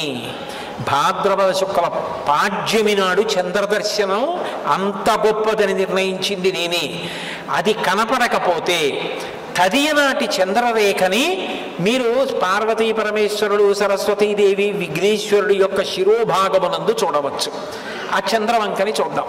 అందుకే సశాస్త్రీయమైనటువంటి విఘ్నేశ్వరమూర్తికి ఇలా చంద్రవంక ఉండి దర్శనం చేస్తే అది సర్వోత్కృష్టమైనటువంటి దర్శనం, అంత గొప్ప దర్శనం అటువంటి చంద్రవంకతో విఘ్నేశ్వరుడు ఉండడం. కాబట్టి ఈ కృష్ణపక్షంలో వచ్చేటటువంటి చతుర్థి తిథి నాడు సంకటహర చతుర్థి. అందున ఈ క్షేత్రం కాణిపాక క్షేత్రం. ఇక్కడ స్వయంభూగా విఘ్నేశ్వరుడు వెలిసిన క్షేత్రం. అందులో కలవు విఘ్ననాయక. కలియుగంలో విఘ్నేశ్వరుడి యొక్క ఉపాసన, చండీదేవి యొక్క ఉపాసన అంత గొప్పవి. విఘ్నేశ్వరుడు ప్రీతి చెందినంత తేలికగా ఏ దేవత ప్రీతి చెందరు. విఘ్నేశ్వరుడు ప్రీతి చెందడం. పైగా ఈ క్షేత్రం యొక్క గొప్పతనం ఏమిటంటే అపరాధము జరిగితే అనుగ్రహంతో వ్యక్తమయ్యాడు. నిజానికి ఇక్కడ వ్యక్తమైనప్పుడు ఆయన నూతిలో ఉన్నాడు. మరి ఈ ప్రాంతం యొక్క గొప్పతనం ఏమిటో కానీ ఇక్కడ పక్కనే షెన్పెక్కం అనే ఒక క్షేత్రం ఉంది. అక్కడ కూడా విఘ్నేశ్వరుడి మించి రథం వెళ్ళినప్పుడు రథచక్రాలు తగిలి తల పగిలి ఎత్తురు పైకి వచ్చింది. ఇక్కడ కూడా అంతే. ఆయన నూతి లోపల ఉండగా తెలియక సరి అయినటువంటి శరీర స్థితి లేక, అంటే కళ్ళు లేక, మాట్లాడలేక, వినలేక, ఆ వైక్లభ్యంతో ఇబ్బంది పడుతున్నటువంటి సోదరులు తెలియక గుణపం పెట్టి కొట్టినప్పుడు ఆ తల మీద తగిలి కన్నం పడి నెత్తురు పైకి లేచింది. చిత్రం ఏమిటంటే వాళ్ళు తెలియక చేసిందే తప్ప తెలిసి చేసింది కాదు. అక్కడ వినాయకుడు ఉన్నాడని వాళ్ళకి తెలియదు. వాళ్ళు భగవంతుణ్ణి నమ్మి నమస్కరించి వరదరాజస్వామి దర్శనం చేసుకుని ఊరంతా క్షామం వస్తే మనం నమ్ముకుని నూతి నీళ్లతో వ్యవసాయం చేసుకుని ఇక్కడే ఉండి బతుకుదాం అనుకున్న వాళ్ళు సోదరులు. వాళ్ళు భగవత్ ప్రార్థన చేసి మొదలుపెట్టారు ఆ నుయ్యి తవ్వడం. వాళ్ళకి భక్తి ఉంది, వాళ్ళు అపచారం చేయలేదు, వాళ్ళకి తెలియదు, తెలిసే అవకాశం కూడా లేదు. పాపం ఒక ఆయనకి కళ్ళు లేవు ఆ సోదరుల్లో. ఆ గుణపం తగిలి నెత్తురు వచ్చింది. నిజానికి అపచారం కదా, అపరాధం కదా, వాళ్ళకి తెలియదు కదా. కానీ వాళ్ళు భగవంతుణ్ణి నమ్మి కదా ప్రార్థన చేసి తవ్వడం మొదలుపెట్టారు. ఆయన నెత్తురు తగిలితే తగలగానే మాటలు లేని వాడికి మాటలు వచ్చాయి, వినలేని వాడికి వినికిడు వచ్చింది, మాట లేని వాడికి మాట వచ్చింది. కానీ అయ్యో భగవన్మూర్తి నుండి రక్తం స్రవించడమా అని బాధపడి వెంటనే చుట్టుపక్కల ఉన్న వాళ్ళందరూ బయలుదేరి వచ్చి ఎన్ని కొబ్బరికాయలు కొట్టారంటే అట స్వామికి 1.5 ఎకరాల నేల కొబ్బరి నీటి ప్రవాహంతో నిండిపోయింది. అందుకని కాణి అంటే 1.5 ఎకరాల భూమి, ఆ భూమిలో పారినటువంటి ఈ నారికేళ జలం, కొబ్బరి నీరు, అది నెత్తుటిని కడిగింది. అందుకని ఇది కాలాంతరమనందు కాణిపాక క్షేత్రమైంది. అంటే అంత గొప్ప అనుగ్రహమూర్తి. అందరూ అంత లోపలికి చూడరేమో అనుకున్నాడు, ఇది నిజమేనా అనుకుంటారనుకున్నాడు. ఈ స్వామి అంత వైభవాన్ని అనుమానం ఉండకూడదనుకున్నాడు. ఏటేటా ఆయన పెరుగుదల స్పష్టంగా కనపడుతోంది. నేను చెప్పడం కాదు, మీరు దేవాలయంలో అక్కడ ఎదురుకుండా ఉన్నటువంటి రజిత కవచాలు చూస్తే ఒకప్పుడు ఆయన వ్యక్తమైనప్పుడు పెట్టినటువంటి రజిత కవచం, ఇప్పుడు ఆయనకి చేయించిన రజిత కవచం ఎంత తేడా ఉన్నాయో అర్థమవుతుంది. అంత పెద్ద మూర్తిగా పైకొచ్చి ఇప్పటికీ తల మీద గుణపంతో కొట్టినటువంటి కన్నం, అక్కడ నూతిలో ఉబికేటటువంటి నీరు, స్పష్టమైనటువంటి గజాననం, తొండం, నేత్రాలు అన్నీ అట్లా ఖచ్చితంగా తిరుగులేని రీతిలో దర్శనమిస్తూ కనపడుతున్నాడు. అంటే కలియుగంలో నిజానికి పరబ్రహ్మము యొక్క గోటి కాంతి చూడ్డానికి మన ఉపాసన బలం సరిపోదు. అటువంటిది రాశీభూతమైన పరబ్రహ్మం ఎదుగుతున్నటువంటి వాణ్ణి ఈ మాంస చక్షువుతో ప్రతిరోజు కూడా చూడడానికి అవకాశం లభించినటువంటి గొప్ప క్షేత్రం కాణిపాక క్షేత్రం. పైగా కలియుగంలో ఎవరి ఉపాసన జరగాలో అటువంటి విఘ్నేశ్వరమూర్తి వ్యక్తమైనటువంటి క్షేత్రం, పరమదయాళు అయినటువంటి స్వామి. అటువంటి స్వామి సన్నిధానంలో ప్రతి కృష్ణపక్ష చతుర్థి నాడు కూడా సంకటహర చతుర్థి వ్రతాన్ని చేసుకోగలగడం, కానీ ఒక్కసారి సంకటహర చతుర్థి వ్రతాన్ని ఇక్కడ చేసుకోవడం, విఘ్నేశ్వరానుగ్రహంగా ప్రసాదంగా అక్షతలు వేయించుకోవడం ఎంత గొప్ప విషయం. ఎంతో శాస్త్ర పండితులు, ఉద్దండులు, సుస్వరంతో మంత్రం చెప్పగలిగినటువంటి పరమ ప్రేమైకమూర్తులైనటువంటి వేద విద్వాంసులు ఉన్నారు. ఈ దేవస్థానం వృద్ధి చెందాలి, ఈ దేవస్థానంలో ప్రజలకి అందవలసినటువంటి వ్రతాలు, పూజలు అందించాలని తాపత్రయపడేటటువంటి దేవస్థాన పాలక మండలి అధ్యక్షుడు, కార్యనిర్వహణాధికారి ఉన్నారు. మరికి ఎంత ఆర్తి లేకపోతే ఎక్కడో కాకినాడలో ఉన్న నా దగ్గరికి వచ్చి, అయ్యా ఈ సంకటహర చతుర్థి వ్రతం యొక్క గొప్పతనం ఎందుకు వచ్చింది అన్నది ఒక్కసారి మీరు వచ్చి సభలో చెప్పాలి అని నన్ను తీసుకొచ్చారు అంటే, వాళ్ళకి ఇక్కడున్న వైభవాన్ని ప్రజలకు అందించి ప్రజలు ఇబ్బంది పడకుండా ఉండేటట్టు చూడాలని తాపత్రయపడుతున్నారో మనకు అర్థమవుతుంది. అట్లాగే ఈ ఊరికి అంతటికీ సర్పంచ్ గారు, ఆయన ప్రేమ. ఇంతమంది విద్వాంసులు ఉన్నారు, ప్రేమైకమూర్తులైన నిర్వాహకులు ఉన్నారు. స్వామి తనంత తానుగా వ్యక్తమైనటువంటి పరమ దయాళు. అటువంటి విఘ్నేశ్వర క్షేత్రంలో చక్కగా సంకటహర చతుర్థి వ్రతం అనేటటువంటిది జరుగుతూ ఉండడం, ఈ కథని చక్కగా చాలా సంక్షిప్తంగా ప్రచురణ చేసి ఈ శ్లోకం కూడా అందరూ చదువుకోవడానికి వీలుగా ప్రచురించి సంకటహర చతుర్థి వ్రతం చేసుకున్నప్పుడు ఆ కథని కూడా అందరికీ ఇవ్వడం మొదలు పెడితే అనతి కాలంలోనే అందరూ ఇళ్ల దగ్గర వినాయక చవితి చేసుకున్నప్పుడు కూడా సక్రమమైన కథ చదువుకోగలుగుతారు, శ్లోకాన్ని కూడా యథాతథంగా చదువుకోగలుగుతారు. నేను వారి సౌకర్యార్థం దేవస్థానానికి అందించడానికి ఆ ప్రతులు కూడా తీసుకురావడం జరిగింది. మీకు నేను ఇంకొక మాట కూడా చెప్తున్నాను. కలియుగంలో విఘ్నేశ్వరుడు పిలిస్తే పలికేటంత గొప్ప ఉపాసన చేసినటువంటి మహాపురుషులు పీఠానికి 68 పీఠాధిపతులైనటువంటి చంద్రశేఖరేంద్ర సరస్వతి మహాస్వామి వారు. ఆయనకి వినాయక స్వామి పిలిస్తే పలికేవాడు. ఆయన షేన్పెక్కం పక్క నుంచి నడిచి ముందుకు వెళ్ళిపోయారు. వెనక జయేంద్ర సరస్వతి స్వామి వారు ఆ రోజుల్లో ఏనుగు మీద వస్తున్నారు. ముందు పెద్ద స్వామి వారు నడుచుకుంటూ వెళ్ళిపోయారు, వెనక జయేంద్ర సరస్వతి వస్తున్నారు. షేన్పెక్కం దగ్గరికి వచ్చేటప్పటికీ ఆ ఏనుగు చాలా కోపంతో గిర్ర గిర్ర గిర్ర గిర్ర తిరగడం మొదలెట్టింది. చుట్టుపక్కల ఉన్న వాళ్ళందరూ పారిపోయారు. ఆయన ఒక్కరూ మాత్రం ధైర్యంగా అలాగే ఏనుగు మీద కూర్చున్నారు. ఆ ముందుకు పరిగెత్తుకుంటూ వెళ్ళి పెద్ద స్వామి వారికి చెప్పారు, ఇలా జరిగింది, ఎందుకు జరిగిందో తెలియదు, ఏనుగు గిరగిరా తిరుగుతోందని. ఏనుగు గిరగిరా తిరుగుతోంది అని చెప్తే వెంటనే ఆ పెద్ద స్వామి వారు చంద్రశేఖరేంద్ర సరస్వతి స్వామి వారు, ఓ క్షేత్రంలో స్వామిని దర్శించకుండా ముందుకు వచ్చాను, అందుకు ఏనుగు గిరగిరా తిరుగుతోంది, 101 కొబ్బరికాయలు కొట్టండి అన్నారు. 101 కొబ్బరికాయలు కొట్టారు. కొట్టగానే ఏనుగు నిలబడింది. జయేంద్ర సరస్వతి స్వామి వారు ప్రశాంతంగా ముందుకెళ్ళిపోయేవారు. పిలిస్తే పలికేవారు మహాస్వామి వారికి.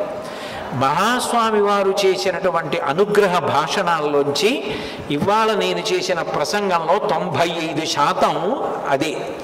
ఎందుకు అట్లా చెప్పాను అంటే, ఏ మహానుభావుడికి విఘ్నేశ్వరుడు పలికాడో ఆయన మాటల సంకలనంగా నేను మాట్లాడాను. అంత గొప్ప వినాయక స్వామి. అటువంటి స్వామి పిలిస్తే పలికే క్షేత్రం కాణిపాక క్షేత్రం. నిజంగా మనందరం కూడా ఆనందంతో పొంగిపోవాలి. యావత్ భారతదేశంలో ఇంత గొప్పగా వినాయకుడు పిలిచిన క్షేత్రం ఇంత అనతి కాలంలో వృద్ధిలోకి వచ్చింది. ఏడాదికి స్వామి పెరుగుతున్నారు. ఏడాదికి కనపడుతోందంటే ప్రతిరోజు పెరుగుతున్నారు. అటువంటి స్వామికి ఈ సంకటహర చతుర్థి వ్రతం కూడా బాగా విస్తృతంగా ప్రారంభమై అందరికీ అందుబాటులోకి వచ్చి అందరూ అభ్యున్నతిని పొంది ఎవ్వరూ సంకటంలో ఎందు పడవలసిన అవసరం లేకుండా వినాయకుడి యొక్క అనుగ్రహము చేత అందరూ సంతోషంగా ఉండాలని, మహాస్వామి వారి ఆశీస్సులు అందరికీ అందాలని, అందరూ సంతోషంగా ఉండాలని. నిజానికి నేను వేళకాని వేళలో ఈ ప్రవచనం చేశాను. యథార్థానికి సాయంకాలం 6:30కి నేను ప్రవచనం చేస్తా, ఉదయం వేళ చెయ్యను. ఎక్కడో ఏదో కళాశాలల్లో పిల్లల్ని వాళ్ళని ఉద్దేశించి. కానీ ఇవాళ నాకు ఉన్నటువంటి కొంచెం ఒత్తిడి దృష్ట్యా పొద్దున్న మాట్లాడడం జరిగింది. నేను ఉదయం వేళ మాట్లాడడానికి వచ్చినా మీరు ఇంతమంది ఇంత ప్రేమతో వచ్చి కూర్చున్నందుకు, అంత శ్రద్ధతో ఒక్కరి మాట వినపడకుండా విన్నందుకు మీ అందరికీ కూడా వినాయక స్వామి యొక్క పరిపూర్ణమైన అనుగ్రహం లభిస్తుందనడంలో నాకు ఏ విధమైన సందేహం లేదు.